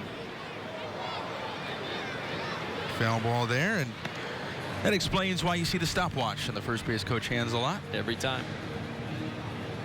And as a matter of fact, a lot of times whenever a guy first gets to first base, that's the conversation that they're having there. I don't know if most baseball fans realize that, but that's the conversation that the first base coach is usually telling the runner on first. Hey, 1-2-1, good move. There he goes, but another foul. Yeah, that's what he's telling him. 1-2-1, 1-1-8, 1-1-6, going on first move, or watch his hip, watch his left shoulder. You know, these kinds of things. That's the communication that's going on right there. Or sometimes it's just, can you believe you just got a hit? Well, Wade Kirkland, I doubt that was the conversation. He's been one of the better hitters on the Midland team in terms of batting for average. He is on at first and only has one stolen base. So I think you're right about, you know, Valdespina here, that there's something they like or have figured out in his move over. There he goes again. It's low and in, though, ball 4. So he'll be able to finish out a jog. No steal, but a walk. Worked on 8 pitches for Rosa, who picks up his second walk of the afternoon. And Midland here has put Valdespina in some hot water with cleanup batter Tyler Marincove coming to the plate. But Valdespina, you're talking about some of his stuff, Michael. I mean, this is a guy that there's no reason to think he couldn't be in Arlington in September, potentially getting big league outs with his stuff if he can put it together this year. Sure, yeah, but he's got a long ways to go, as you can see in this inning. He's not necessarily commanding his fastball. Rule number 1 for me always with relievers, don't walk guys.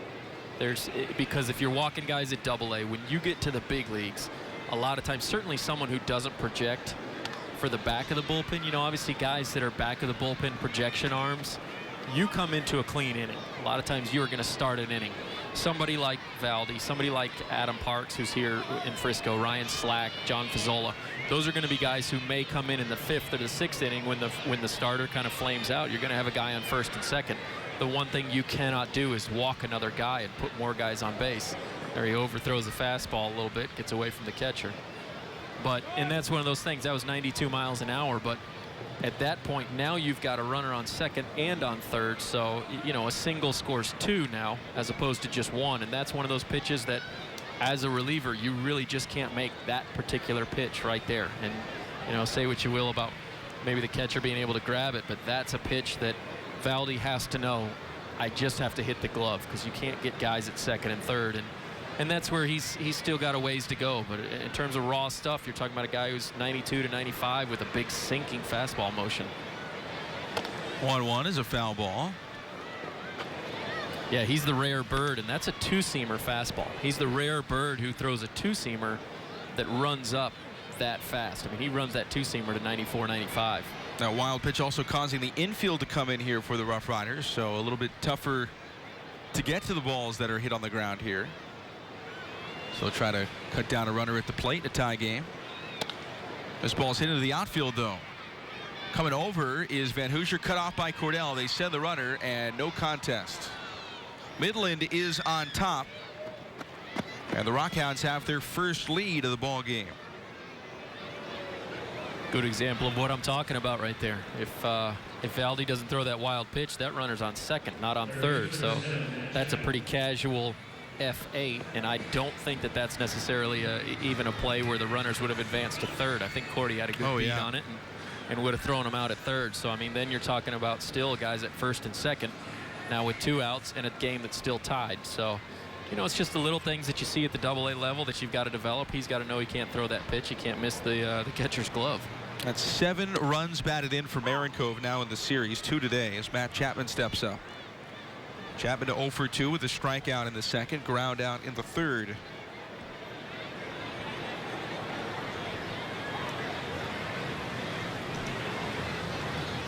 Both facing A.J. Griffin. Next one is hit hard, but bottled up by Guzman. He'll run to the bag. That's the inning. But a run across. Midland has taken their first lead. It's 3-2 halfway through it here on Fox Sports Southwest. Rough Riders trailing for the first time as we hit the bottom of the 5th inning. Nathan Barnett with Michael Teppet here at Dr. Pepper Ballpark today. Final game of this 4-game series against the Rock Hounds. Evan Van Hoosier leads off. He'll be followed by Ryan Cordell and Ronald Guzman. Frisco looks up at Midland for the first time today. The 6 hits for the Rock Hounds, 4 for the Rough Riders. We have the lone home run of the game. That came from Ryan Cordell. Joel Seddon still out there, 4 innings in the books. The 4 hits, no walks, no strikeouts for Seddon, who's been pitching to contact.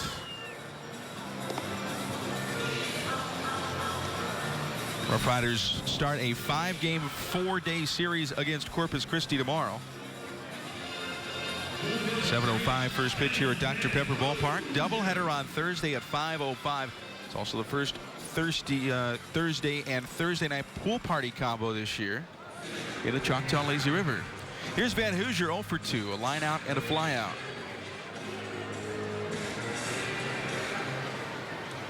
He's going to hit a home run. All right, you heard it here first. That's a hard hit ball, and we'll take it. No homer, but a leadoff base hit for the Riders, down by 1 run. That Michael Young is 270 feet. Guess what Ryan Cordell's about to do? You can't use the call back to back. Yeah, sure I can. I got another one coming. I'm going to use it 3 times in a row. Let's see his first one here today. Yeah, he got a 1-0 pitch right over the plate there on the inner half. You know, Ryan's strength is he can turn around stuff on the inner half really, really well. He's got a quick bat and nice short compact swing, so that was great. But he's about to have his second home run of the day. Takes the ball. Ready now. He's in a hitter's count. He has a 2-homer game against Midland this year.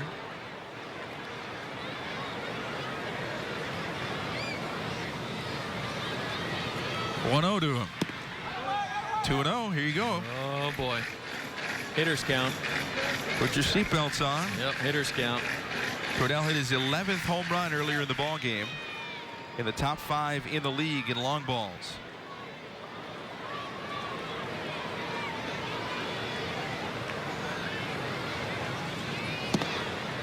Good pitch there from Seddon. Yep, good pitch. He couldn't pull it, so he was just going to let it go by. That's one of the things I wouldn't mind seeing from Ryan a little bit of opposite field power. You know, a lot of his big hits, a lot of his extra base hits are pulled, which is one of the things that you see very commonly at the AA level, but love to see him start going the other way with some pitches. So they check on Van Hoosier. Cordell does not have a homer against Seddon this year, but he does have a triple. Of course, now he has the home run against Seddon. That's right. 2. You keep calling it here. Another good pitch from Seddon. He is staying away from the wheelhouse after that home run back in the third. Ryan thinks maybe not so good on that pitch. There's a couple questions there. That was 77 and bent and just caught enough of that outer half that was a strike to the umpire, and that's the only one whose judgment matters.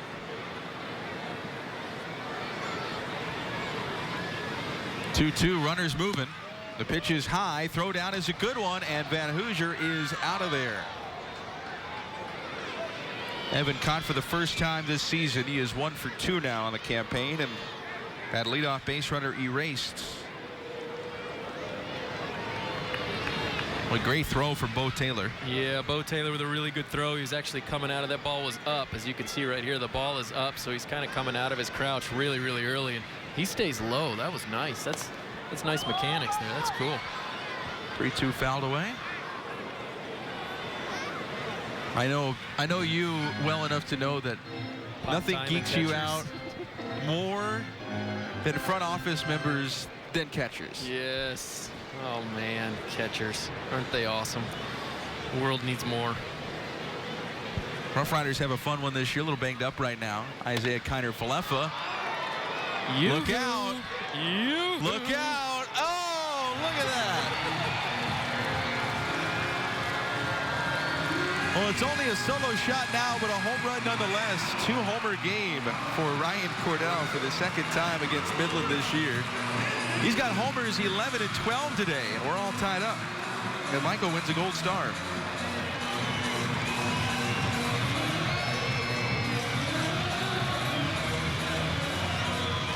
Got a little more of this one than he did his first.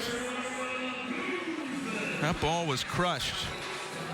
I mean, I hate to say I told you so, Nate, but here comes another one, by the way. Oh, yeah? Let off the gas. He was thinking about it right there. He heard you. He was thinking about it right there.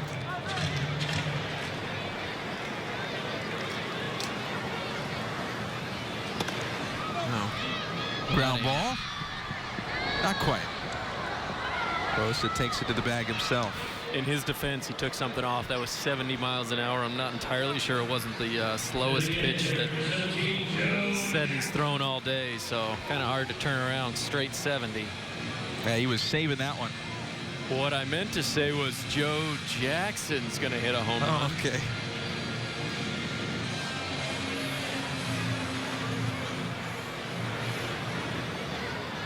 You know, there's no special promotion for home runs in the fifth. Well, there's no slam inning or anything like that. No. Not that they've told us about anyway. Might have to name one in your honor here. I can create a promotion. I just need a local restaurant to tie in with it on, you know? Good luck with that. Just got to find one. Huh. I'll start my search.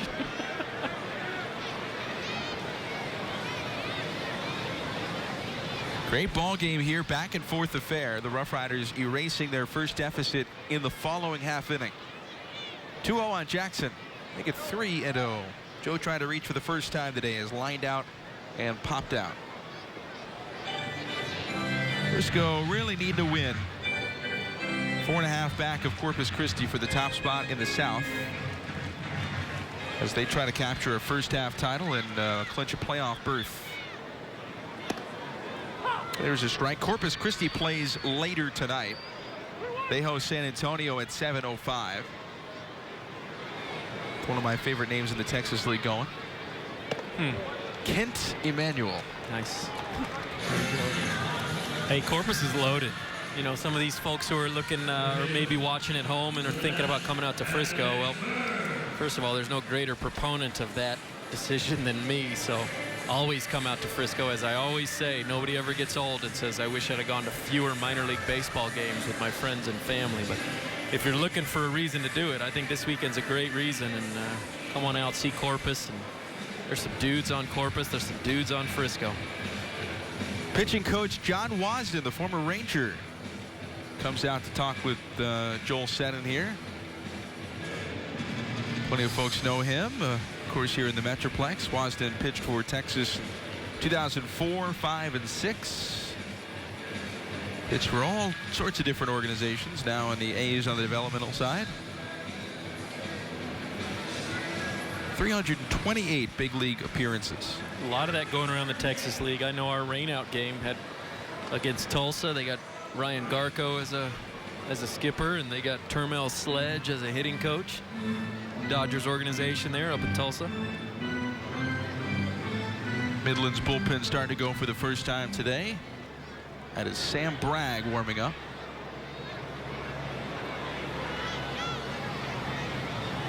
Alex Berg at the plate now. Takes up high for ball one. Berg 0 for 2. Has popped out and flown out. 0 for 2 until now. Home run coming.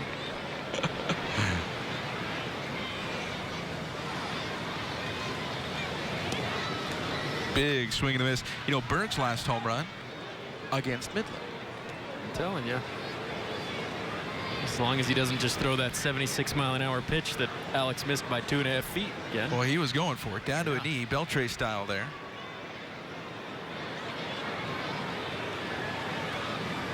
Pitch to Berg. And a high fly ball, but not very deep. It's behind home plate, a foul ball. That's in the scout section. I can't see it, but I can tell you that it was met with nonchalance. You mean they're not scrambling for the souvenir down there? No. All they're doing is looking and thinking, how is this game taking so long up to this point? That's what they're doing after 14 yesterday. I was sitting with them all for all 14 last night. And remarkable group of guys. And this time of year, honestly, if you come out to Frisco, you're going to see a little bit more than normal with the trade deadline being, 6-7 weeks away. You're going to see a lot of scouts out here. And it'll ramp up, too. Wow. Big rip and a miss again. And that ends the inning, but the Riders get the run back. Ryan Cordell with his second home run of the day. Big fly to left center field. His 12th of the year, and we're all tied up at 3. Riders lawn tickets, including a Riders souvenir and a hot dog for Sunday through Thursday games, can be purchased for just $7 at Kroger. Visit ridersbaseball.com for a list of participating Kroger locations. Fans enjoying the Kroger lawn today on Splash Day here at the ballpark. See the inflatables there in the back.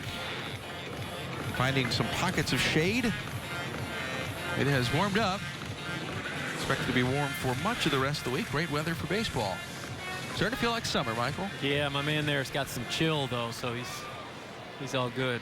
Kind of a lemon or lime chill there. He's content. Bo Taylor leads off for Midland here in a 3-3 tie. A couple of doubles for the catcher. He takes a strike. Valdi out there again, huh? Valdespina continuing on here, his third inning.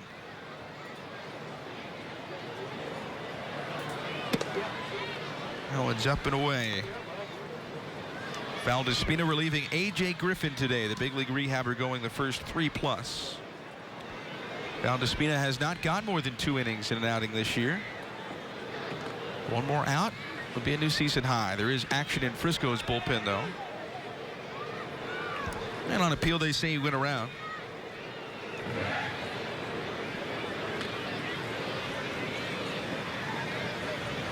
Left-handed action for Frisco. Good old Joe Filomeno.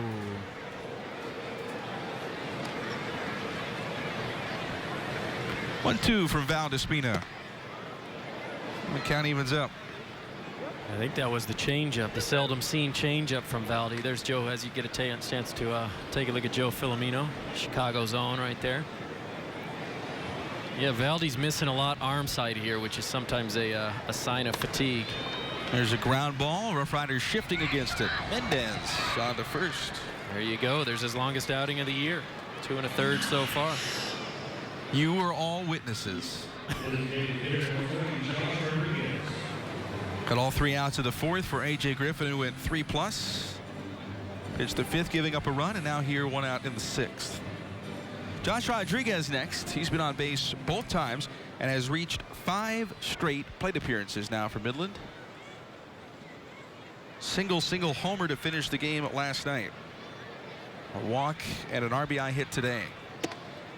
nearly put on the first pitch. Yeah, there's another arm side miss there for Valdi. And, you know, that's actually kind of unique for him because he starts so far on the first base side of the rubber, kind of almost like Keone Kela, like a lot of these relievers nowadays. They go really far towards the far side of the rubber, and there's another arm side miss. So we might be seeing a little bit of fatigue out of the 6'6", 240-pound reliever here.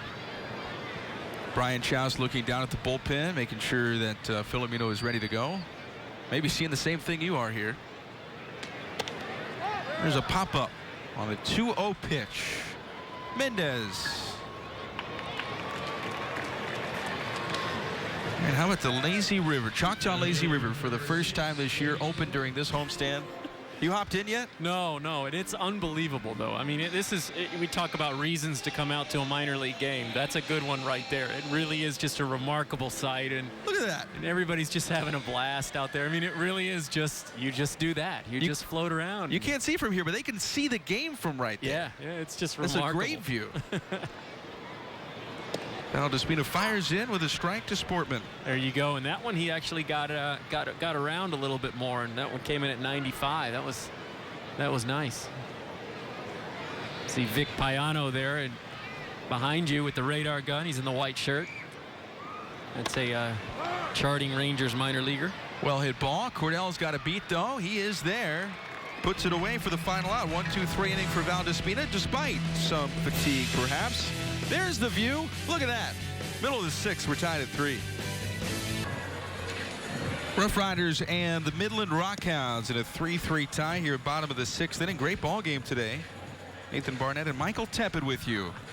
Joel Seddon is done. The starting pitcher will take no decision today. 5 innings, 3 runs on 6 hits, a walk, and a strikeout. Coming on for him is righty Sam Bragg with 2 Gs. Bragg 2-1.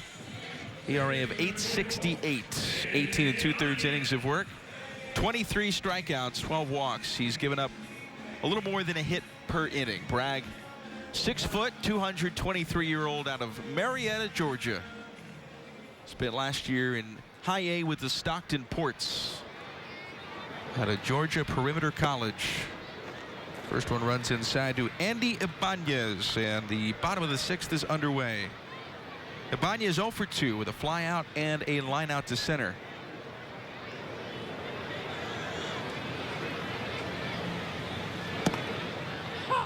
Not so sure I've ever seen that graphic up there on the Rough Riders thing that says born 4/3/94, Havana, Cuba.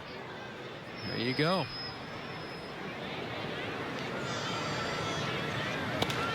Ibanez skies another. This one playable for Marinkov, and he is 0 for 3 today. Bragg is from Georgia Perimeter. You know, we got a Georgia Perimeter kid, Speedy London Lindley, who I expect to be on the rookie league team. Maybe Spokane. Might get a Spokane assignment. Now he gives Chris Gurria not only a run for his money. He's faster than Gurria. Yeah. I really do think he's faster than Gurria. Lindley's probably the fastest player in the entire organization. It's outrageous. He was the 40th round pick last year. Not so sure he's actually very good at baseball, but he is unconscionably fast. I was talking to Kip Fagg in spring training, and Kip said in 25 years it's the fastest 60-yard time that he's ever gotten. And Kip has timed a lot of kids in the 60-yard dash, and London is outrageous. I think he was something like 97 of 104 stolen bases, or 103 stolen bases at Georgia Perimeter. I know one year he didn't get thrown out. He was 46 for 46. That's pretty good, I think. Yeah. Big rip and a miss there from Deglin, who's been on base a couple of times today, both on Midland errors, who have committed the only 2 of the game. Frisco has not made a blunder. Both teams with 3 runs and 6 hits.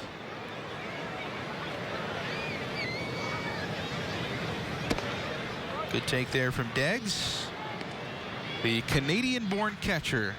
Cuban followed by the Canadian. Deglin, a first-rounder in 2010. 2-2 from Sam Bragg. Big swing and a miss there, and down he goes. A couple of outs for Bragg out of the bullpen. 2 gone for Luis Mendez. Who's So look at that, Venezuelan? strike 3. Nasty curveball there. You go Cuban, Canadian, Venezuelan. Dallasite. Bishop Lynch. There you go. Preston Beck on deck. If Mendez can reach, he'll have a chance here in the 6th. Way inside, look out. Luis with a single his last time up. Stole his 5th base. Was left on at 2nd.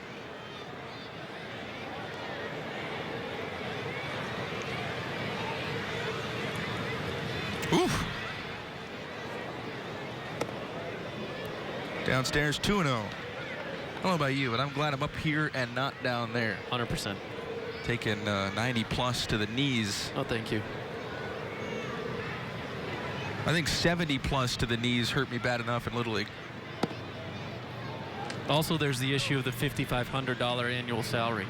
Can we say that publicly? Just did, didn't I? There's your blogger right there.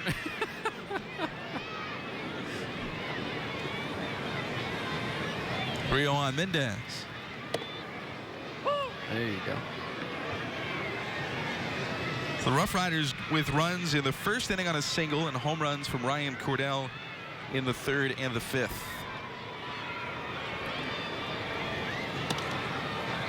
Mendez skies one. Should end the inning. Chapman is there. He's got it, and the Rough Riders are turned away 1, 2, 3 here in the 6th. We're still knotted up. We head to the final 3rd here in Frisco. Great ball game here in Frisco. We start the 7th. A 3-3 tie between the Rough Riders and the Midland Rock Hounds. Jose Valdespina, the first reliever used by the Rough Riders today, done after 3 innings of work. And he will give way to Louisville left-hander Joe Filomeno, who comes on here for Frisco. Off to a good start here with the Rough Riders. Filomeno, no record with a 1.17 ERA. Was just scored upon for the first time his last time out. 7 2/3 innings with just 2 hits surrendered, 7 strikeouts and 6 walks for Filomeno, who today appears for the 7th time in Double-A. Michael, what do you got on Joe Filomeno? I've still never met him, but everybody says that I need to. Oh, you everybody do. says he's got good crack, as the Irish would say. Good dude to hang out with. Chicago man there. He says he's a good dude. So, but I've seen him pitch, and yeah, he's good. He's a lefty reliever, so he's always got a shot. You know, he's a guy who not going to overpower anybody. Fastball will be, you know, kind of 89 to 91 range. He's got a good slider. So, yeah, I'm anxious to see him here. First offering is off target to Franklin Barreto, a top A's prospect. 0 for 2 with a couple of flyouts. 9-1-2 in Midland's lineup due up. Showing a bunt. No go for Barreto, who's ahead 2-0. For Filomeno, the biggest thing has just been throwing strikes consistently, which we talked about is sort of a theme for anyone at this level. Yeah, certainly a reliever, and a guy, like I said earlier, a guy like him who doesn't necessarily project as a back of the bullpen guy. If you're going to get up there, you're going to be kind of a middle reliever. And certainly as a lefty specialist, you're going to be a lefty specialist or a middle reliever, and you have to throw strikes. You really, really can't afford to walk guys at the big league level, because then the next few guys know that you've got to throw something over the plate, and they're going to be ready for it. Good stuff, though. When he throws strikes, he's tough. Primarily fastball slider.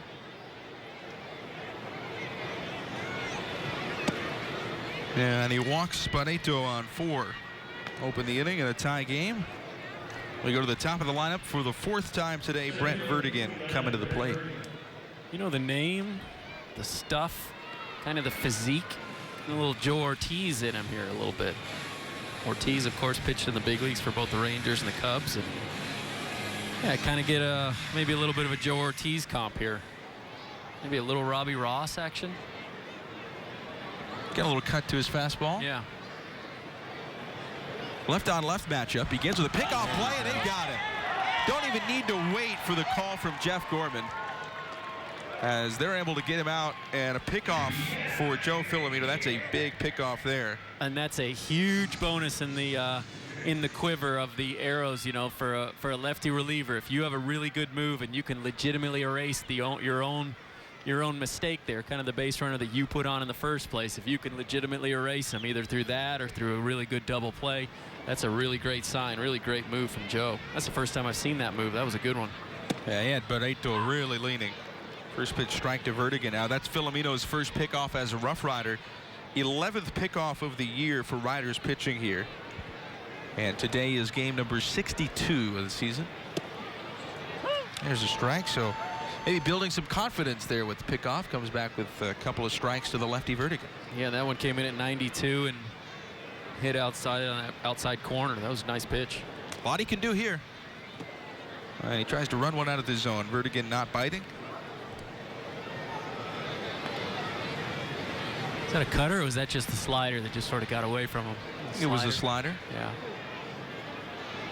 Is he throwing actual cutter, or has he just got a little bit of cut to the fastball? I think it's just some cut. Yeah. There's that fastball at 94, cutting too far away. Nice to see the velo here.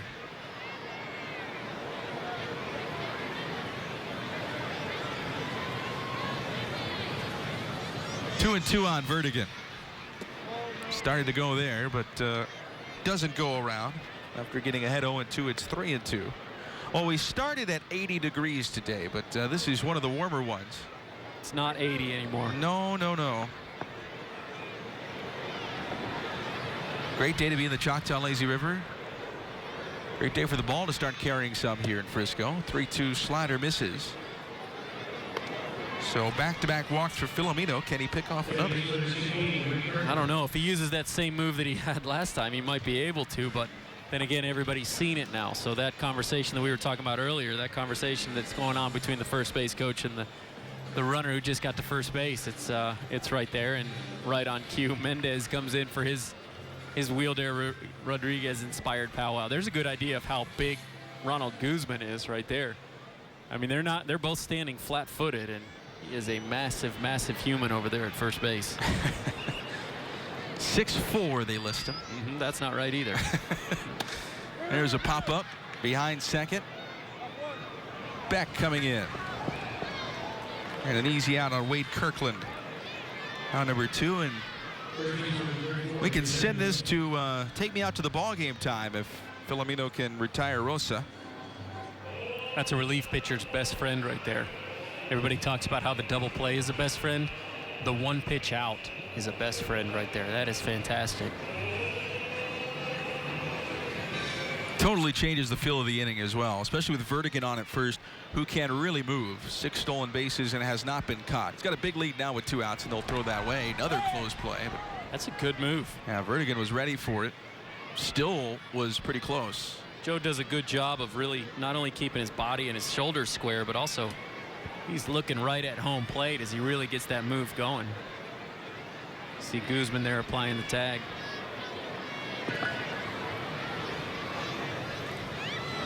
Long pause.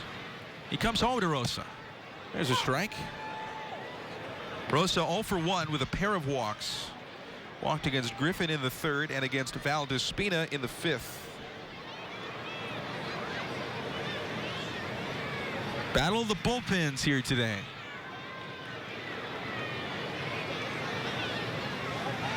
Another throwback. Flopping back in, Vertigan. Well, I just can't take my eyes off the Choctaw Lazy River. It is overflowed today. Let's go. You know, the Rough Riders general partner and CEO Chuck Greenberg has pretty much sealed it that we're going to be out there at some point. Broadcasting? Absolutely. Love it. I loved the idea. We had bounced it around a little bit, and he told not 1, not 2, but at least 3 members of the media about it before the Choctaw Lazy River was even open. So I think we're kind of tied Locked to it in now. now. Yeah, absolutely. Swing and a miss. There are worse things to be tied into. Yeah, absolutely. Broadcasting from the pool. I would suggest a night game for that.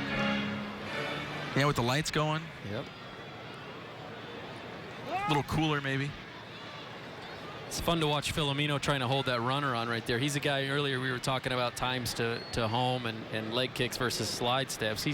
he's not a guy with a huge leg kick, so he's been consistent with that. He's been right in the 1-3-2 range getting to the plate.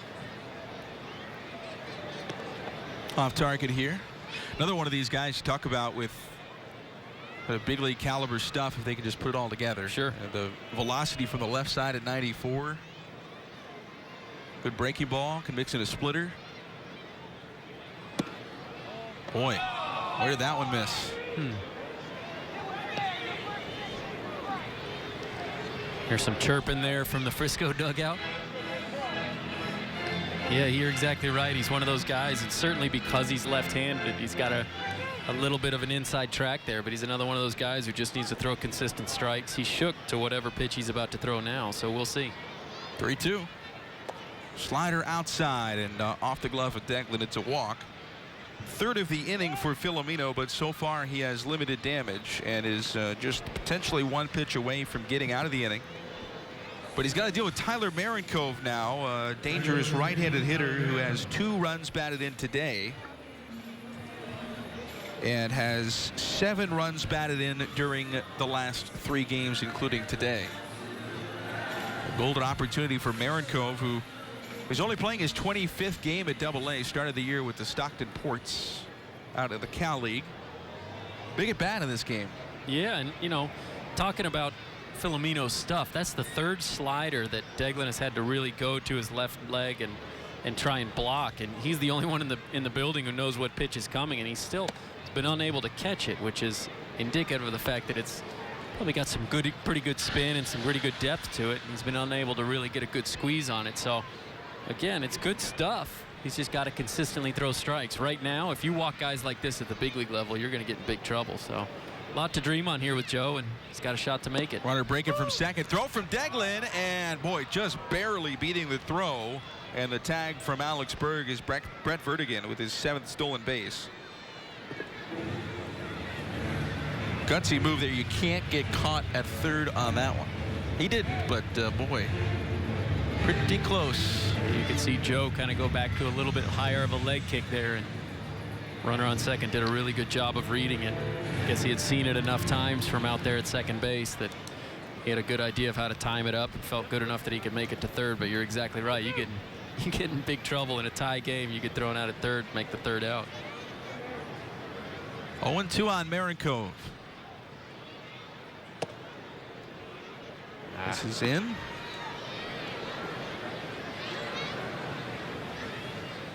Little waist pitch maybe. Got him set up for something different.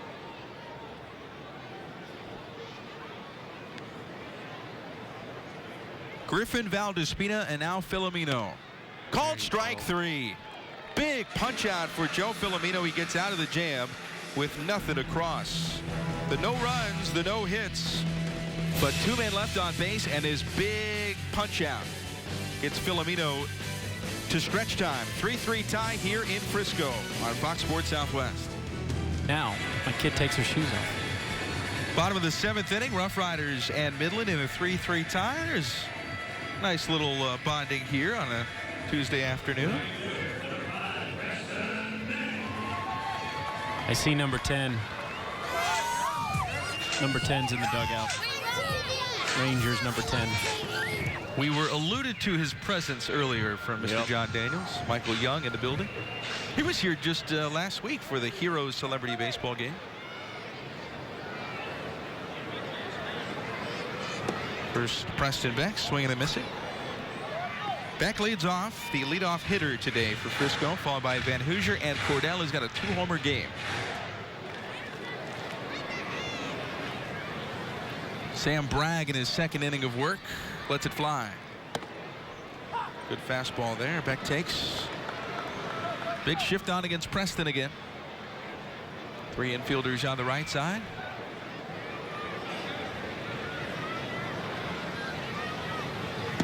Ooh, nasty pitch there. Gets back swinging. Bragg's got his 2nd strikeout. He's retired all 4 batters he's faced. I don't know how you're supposed to hit that pitch. Yeah, that was a big league breaking ball right there. Woof. Late tilt right there. Late diving. Really good pitch.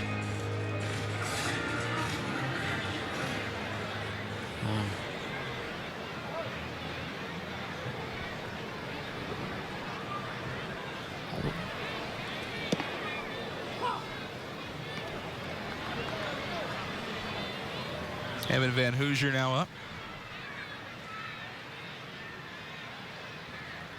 There's MY. There you go. When that guy starts talking about hitting to some of these AA guys, they should listen. There he is. There's Ranger Special Assistant Michael Young. I think he knows he's on camera. Yeah. Hey, fella, did you hit 300 in the big leagues for 17 years? Yeah.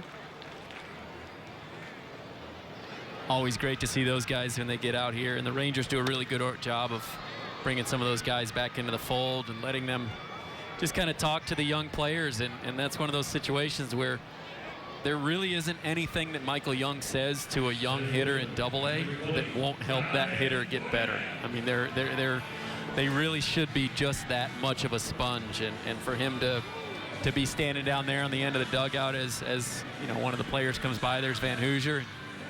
Not so sure Michael even saw him, but you know, if it comes to a point, you see him there with Corey Ragsdale, the minor league field coordinator. If it comes to a point to where Michael Young starts talking to you a little bit about hitting, it's and you're in AA, it's a real good idea to tune in and listen.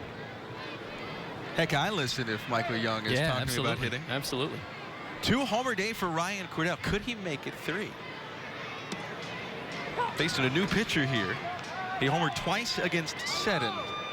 Facing Bragg for the first time.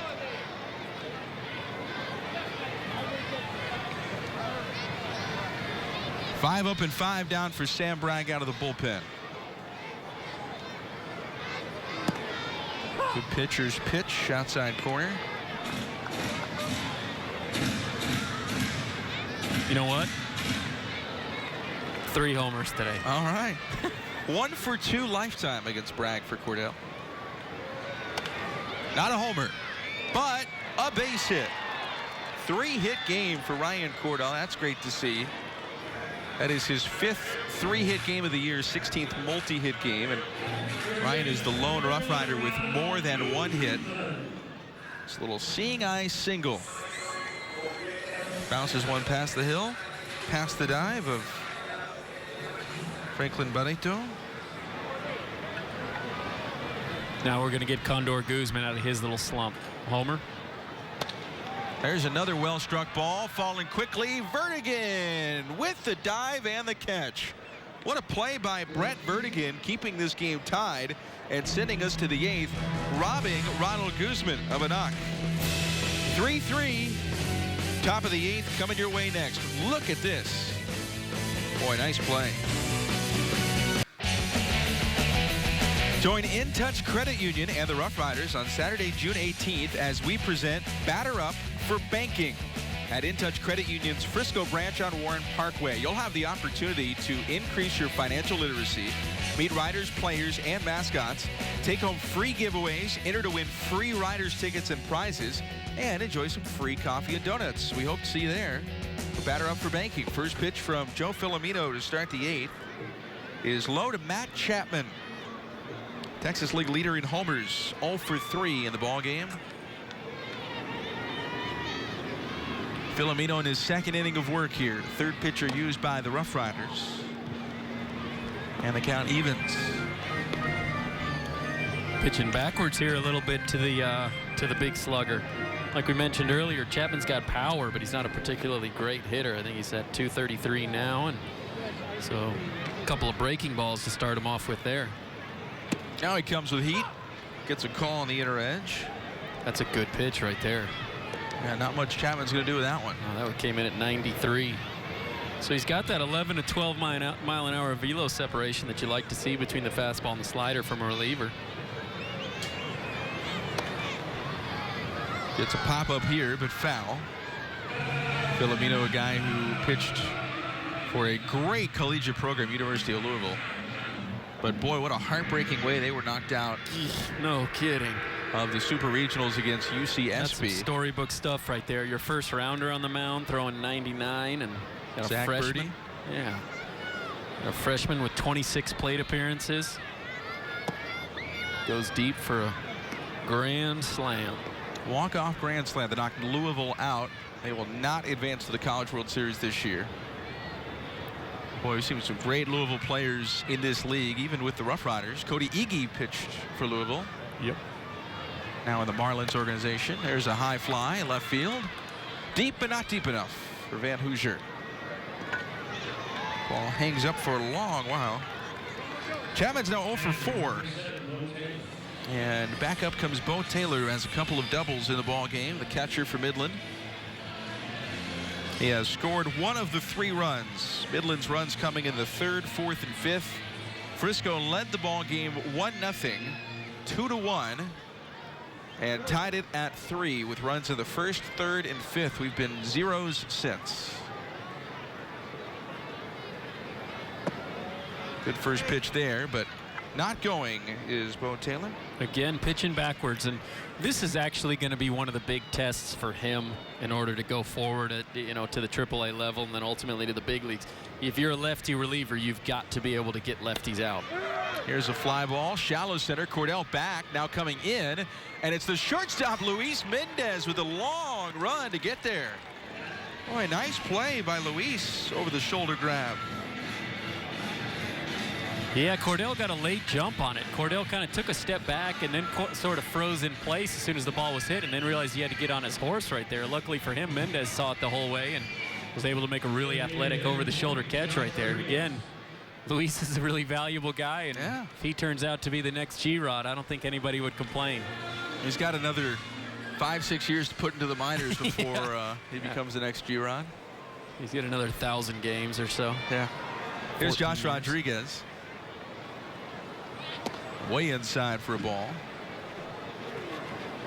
Rodriguez a walk in the 2nd, 1 for 2 cents with a run batted in. Drove in Bo Taylor in the 4th, popped out in the 6th. DHing today, but played first yesterday, plays all over the infield. Breaking ball, slants in, but not in far enough, I guess. Maybe high. Another close pitch. Called a ball by Lee Myers. 3-3 tie here in the 8th. What a game we've got. There's a fastball buzzing in at 93. Yeah, Filomeno's had a little bit more velocity than I kind of remembered him today. He's been consistently 93, 94, 92, 93 on the stadium gun anyways. I'll double check with some scouts when I get a chance after the game, but he looks really good. He's just got to get consistent. Got to throw strikes. There's another 94 on the gun, but off target.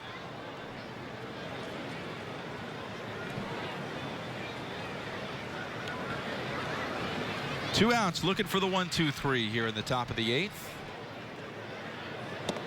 And he's a pitch away now.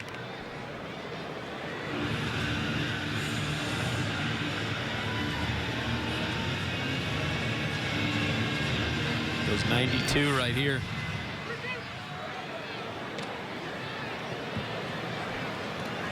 Payoff pitch on the way.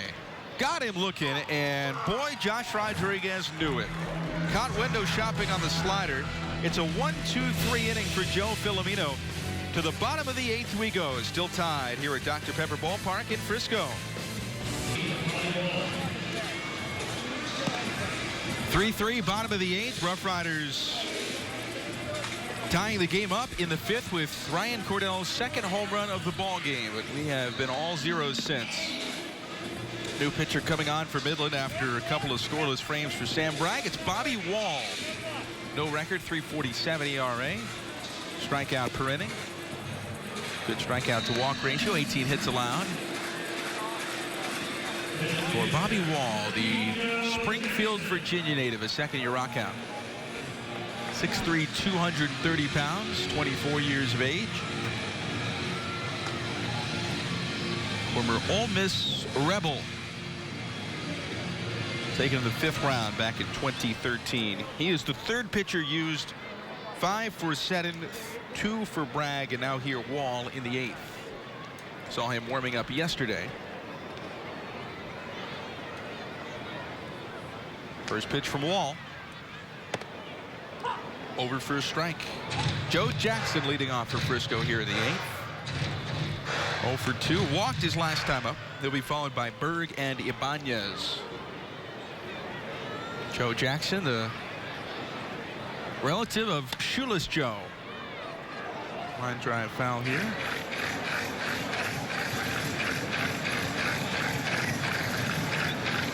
He is the great nephew of Shoeless Joe Jackson.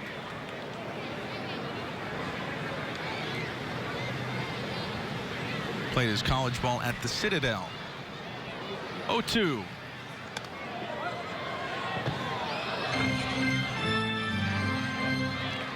Jackson played both games of the doubleheader yesterday. Had a RBI double.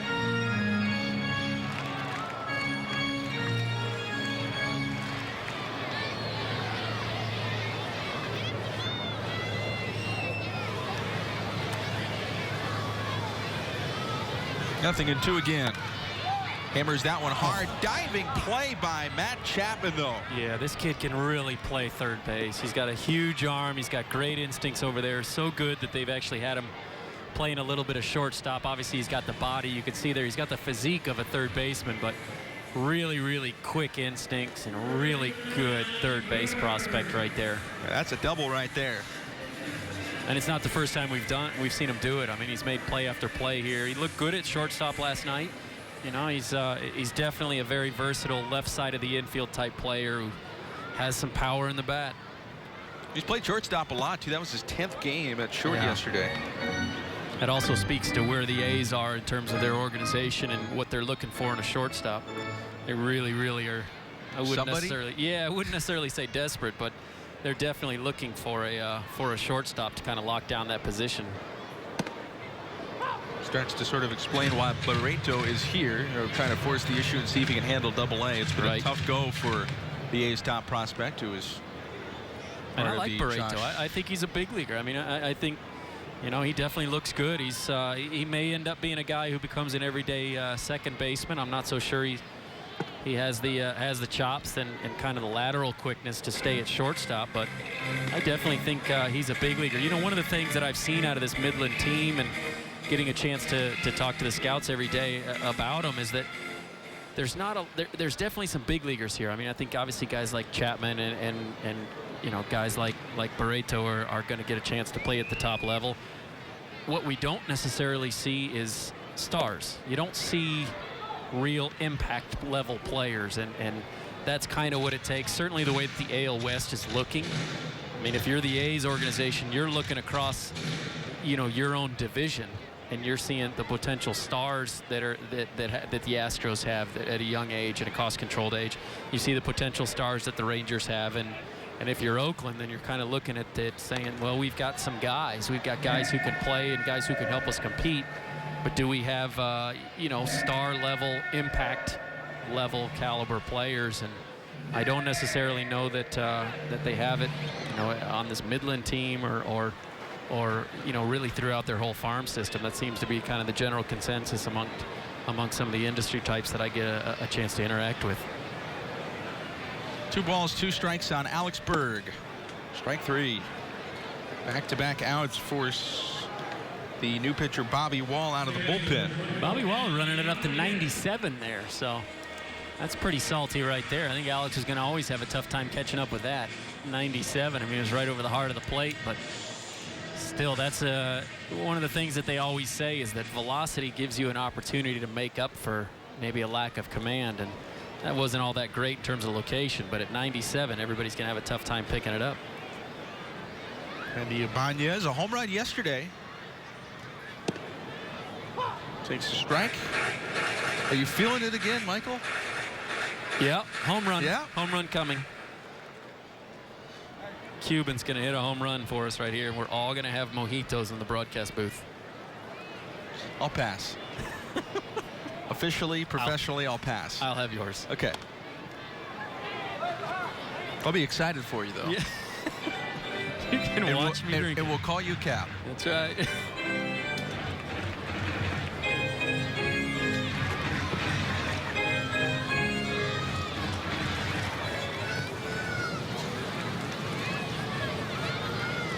Three tie here in the 8th.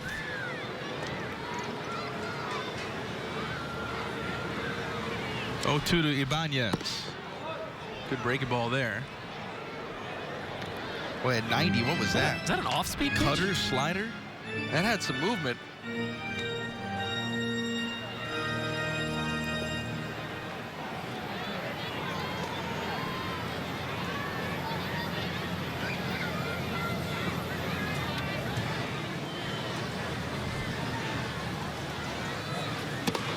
Swing and a miss. Down goes 98. Ibanez.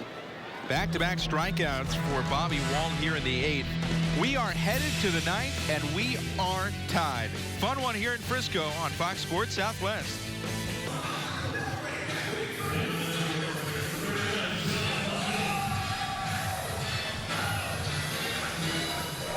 Top of the 9th inning, Rough Riders and Rock Hounds in a 3-3 tie.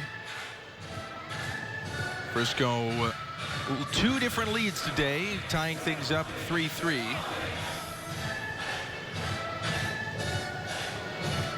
And we are tied here in the 9th inning. The Rough Riders have turned things over to John Fasola out of the bullpen. He takes over for Joe Filomeno, who pitched 2 scoreless innings without giving up a hit. 4th pitcher used, and now it's Fasola, 0-1 with a .587 earned run average.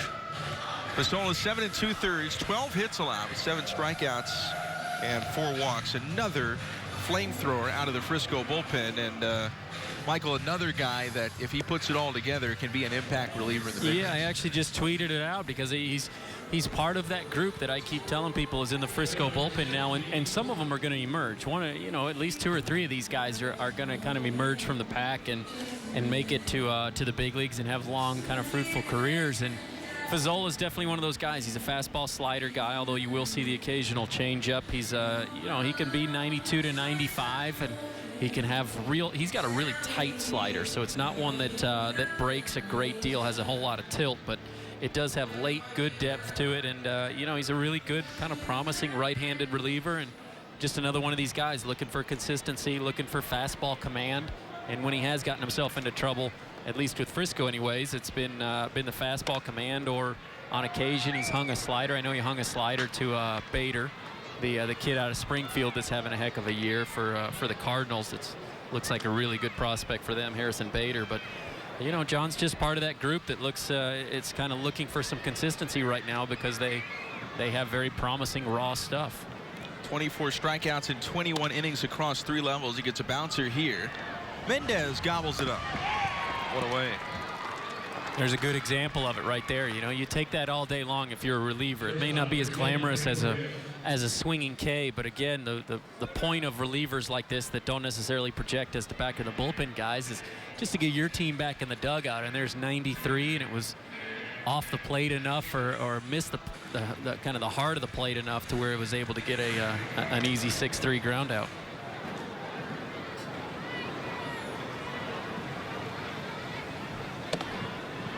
Right over the middle with his first to Franklin Barreto, 0 for 2 with a walk. It was a good shot, a good chance for folks to get a look at Barreto. We were talking about him in the last inning, and I don't blame Oakland for getting him a lot of reps out there at shortstop again.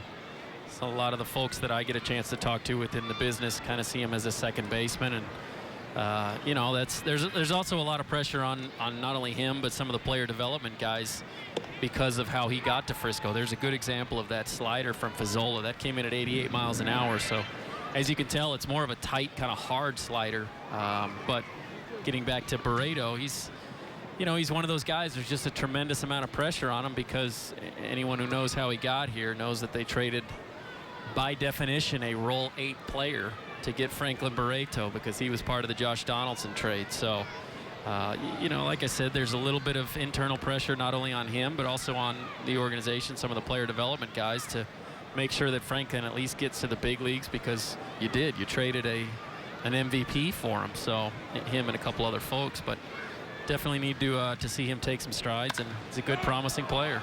Well hit ball here, left field, deep towards the fence. There you go. And it's gone. Right on cue, Franklin Barreto with his 6th home run puts Midland ahead here by a run in the 9th.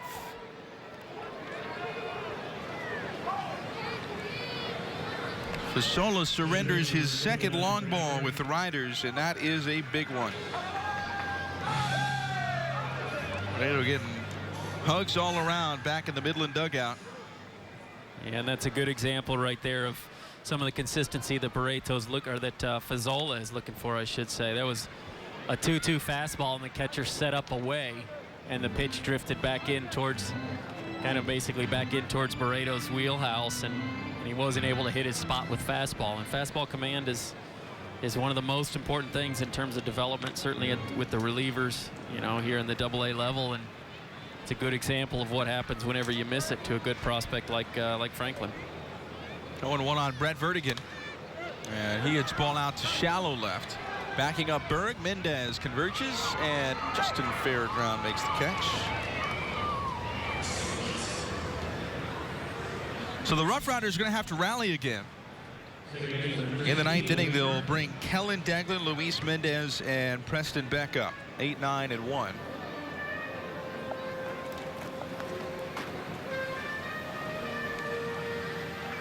Way Bobby Wall threw in the 8th. Wouldn't be shocked if they stuck with him, but there is some movement down in Midland's bullpen.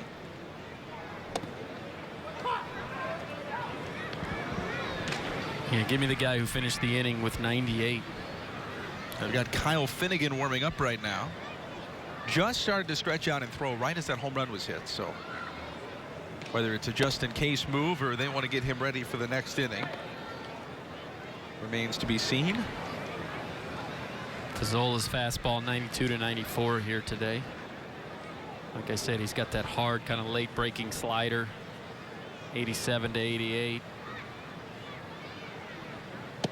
0-2 off target. Finnegan, for what it's worth, does have a save, while Wall does not. They sort of have closer by committee here with Midland. We saw Bracewell yesterday. He's their active leader with 2. Aaron Kurtz was the closer for Midland for the early part of the year. Pretty consistently was their team leader before promotion to AAA. Home run by Franklin Barreto has unstuck us here at 3-3.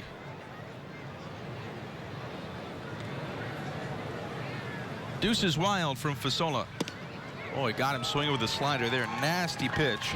And Fasola gets through the inning, but not before Franklin Barreto's home run puts Midland on top. Riders need a run to tie it, 2 to win it after this here on Fox Sports Southwest.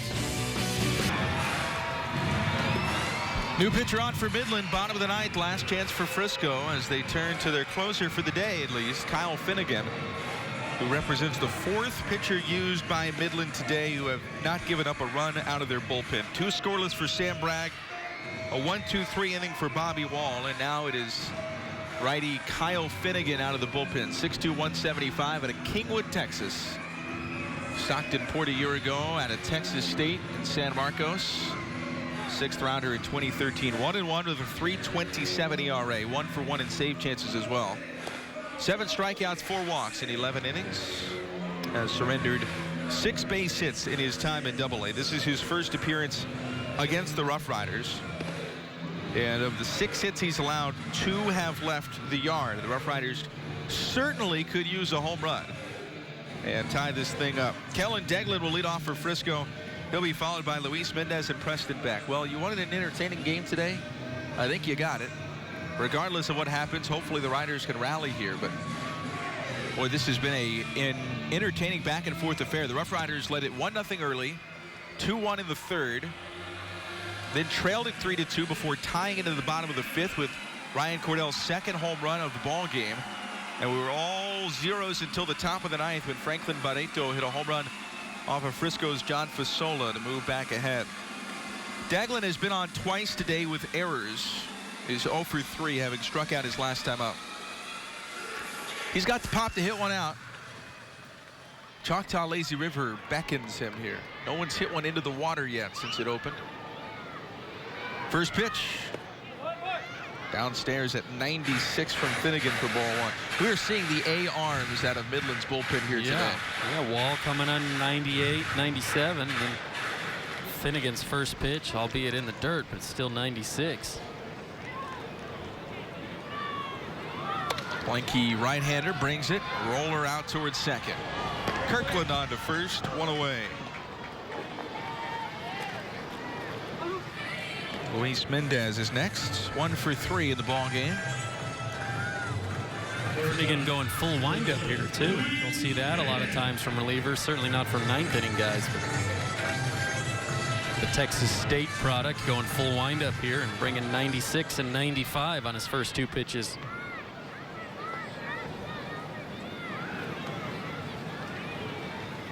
Finnegan was a starter most of last year. There's a 7. Huh.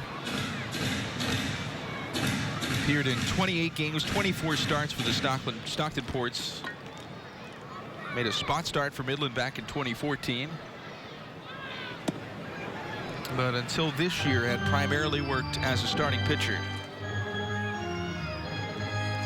Big strikeout numbers early on in Stockton. 28 Ks in 21 2/3 innings after they moved into the bullpen.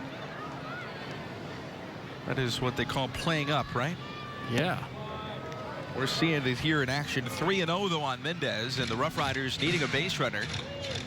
Luis is either on his own or for manager Joe Mikulik, likely with the red light here. Savvy player, not afraid to hit with 2 strikes, much less 1. He'll take. Finnegan gets one.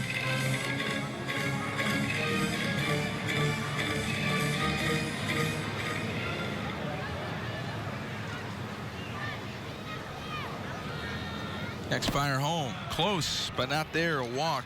Big walk for Frisco. They get the tying run on, and Preston Beck can end it with 1 swing of the bat. That's 7 pitches, 7 fastballs here out of Finnegan. Haven't seen an off-speed pitch yet. Also haven't seen a pitch slower than 95. So definitely a velocity guy to keep an eye on here for Rangers fans. That kind of velocity, you don't last in Double-A very long. Certainly not if you can use it to throw strikes. Well, if you're Preston Beck, you've seen 7 pitches, all fastballs. Got to be ready to hit this first one, don't you? Yep. See if he brings him something different. Boy, he did. Yep. And how about Beck laying off? Pitch up in that upper part of the eye level. Might look fat coming in, but definitely a ball. Yeah, that one came in at 79 miles an hour, so got a healthy velo separation for Finnegan here, too. Beck 1 for 4 with a double way back in the first. Big spot for him here. Another off-speed offering. Spins a couple of curveballs high. He's got 2-0. Got Chapman jogging in, and just maybe give him a little bit of a breather there to his buddy Finnegan. Little butt pat, and it's all good. It's one of the few things that you see in baseball that you never really see in real life. Yeah, don't butt pat me after the game. Rough day at the office. Nobody just comes up and says, "Come on, man, you got this." Pats you on the butt, and it goes back to their cubicle. Yeah, let's keep it that way today. Yeah, you're all good. I'm good.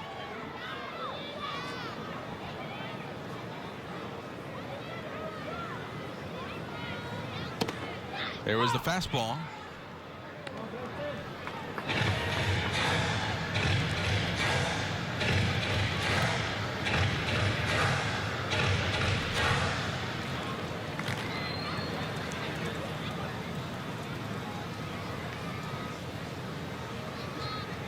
Two-1 to Beck. Another heater, but downstairs. Boy, some big pitches here. And the mind games go on both sides here, right? You got, do I dare throw another fastball? And for Beck, a walk is okay, but a home run would be massive. Well struck. Right field. Marin Cove at the wall. See you later. Walk-off homer for Preston Beck.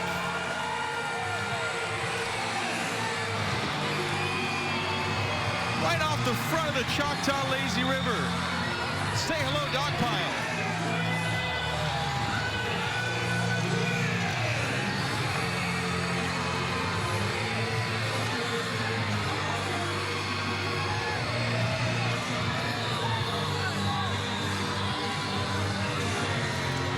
Well, I think I know who's getting the ice bath today. Yeah. Dallas's own.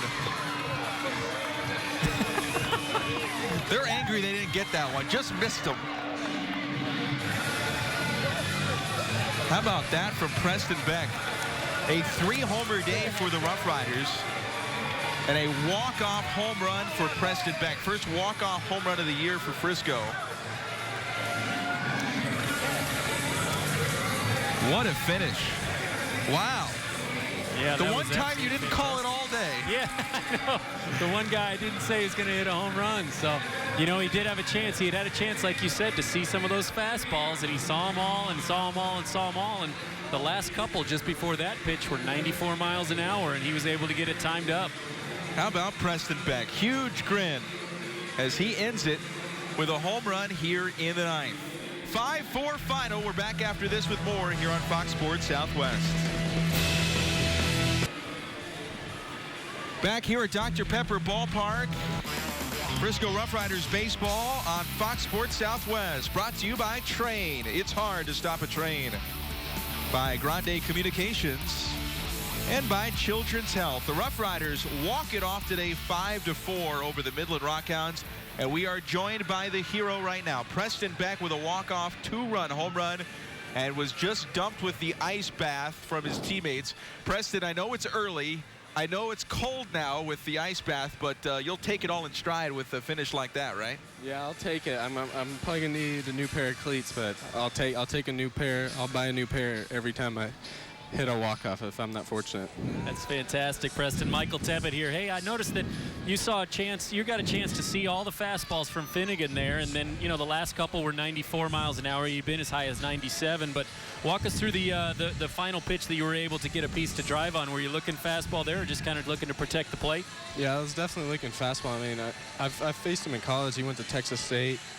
And I remember I faced him one time last year in High Desert, and I kind of have an idea of what his fastball looked like, but I was just glad to get in a hitter's count and see a fastball for a strike and then get another one.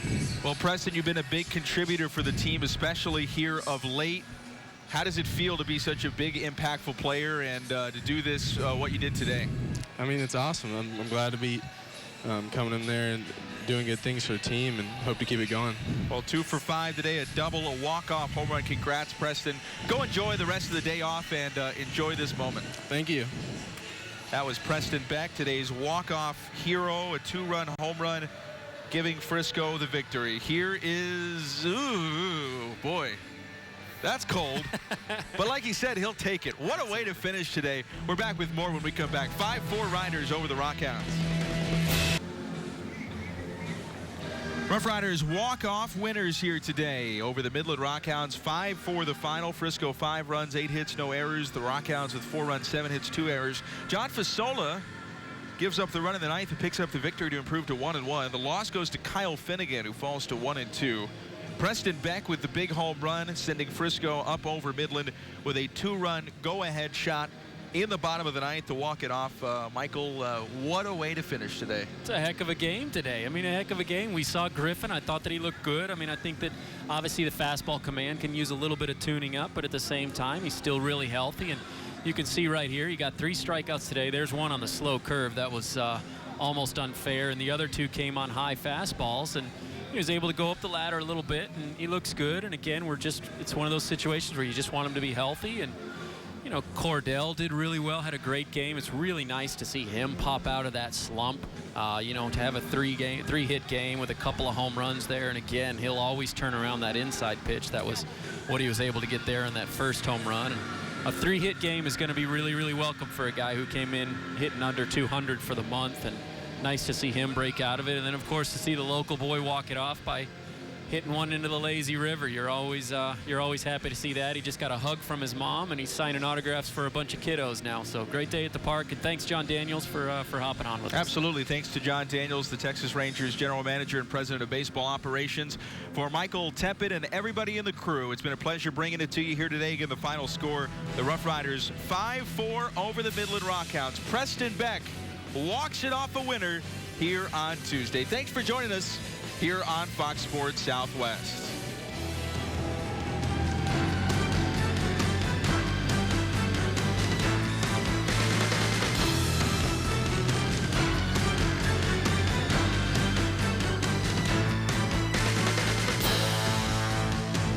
The 31st on TV, a 6 o'clock start.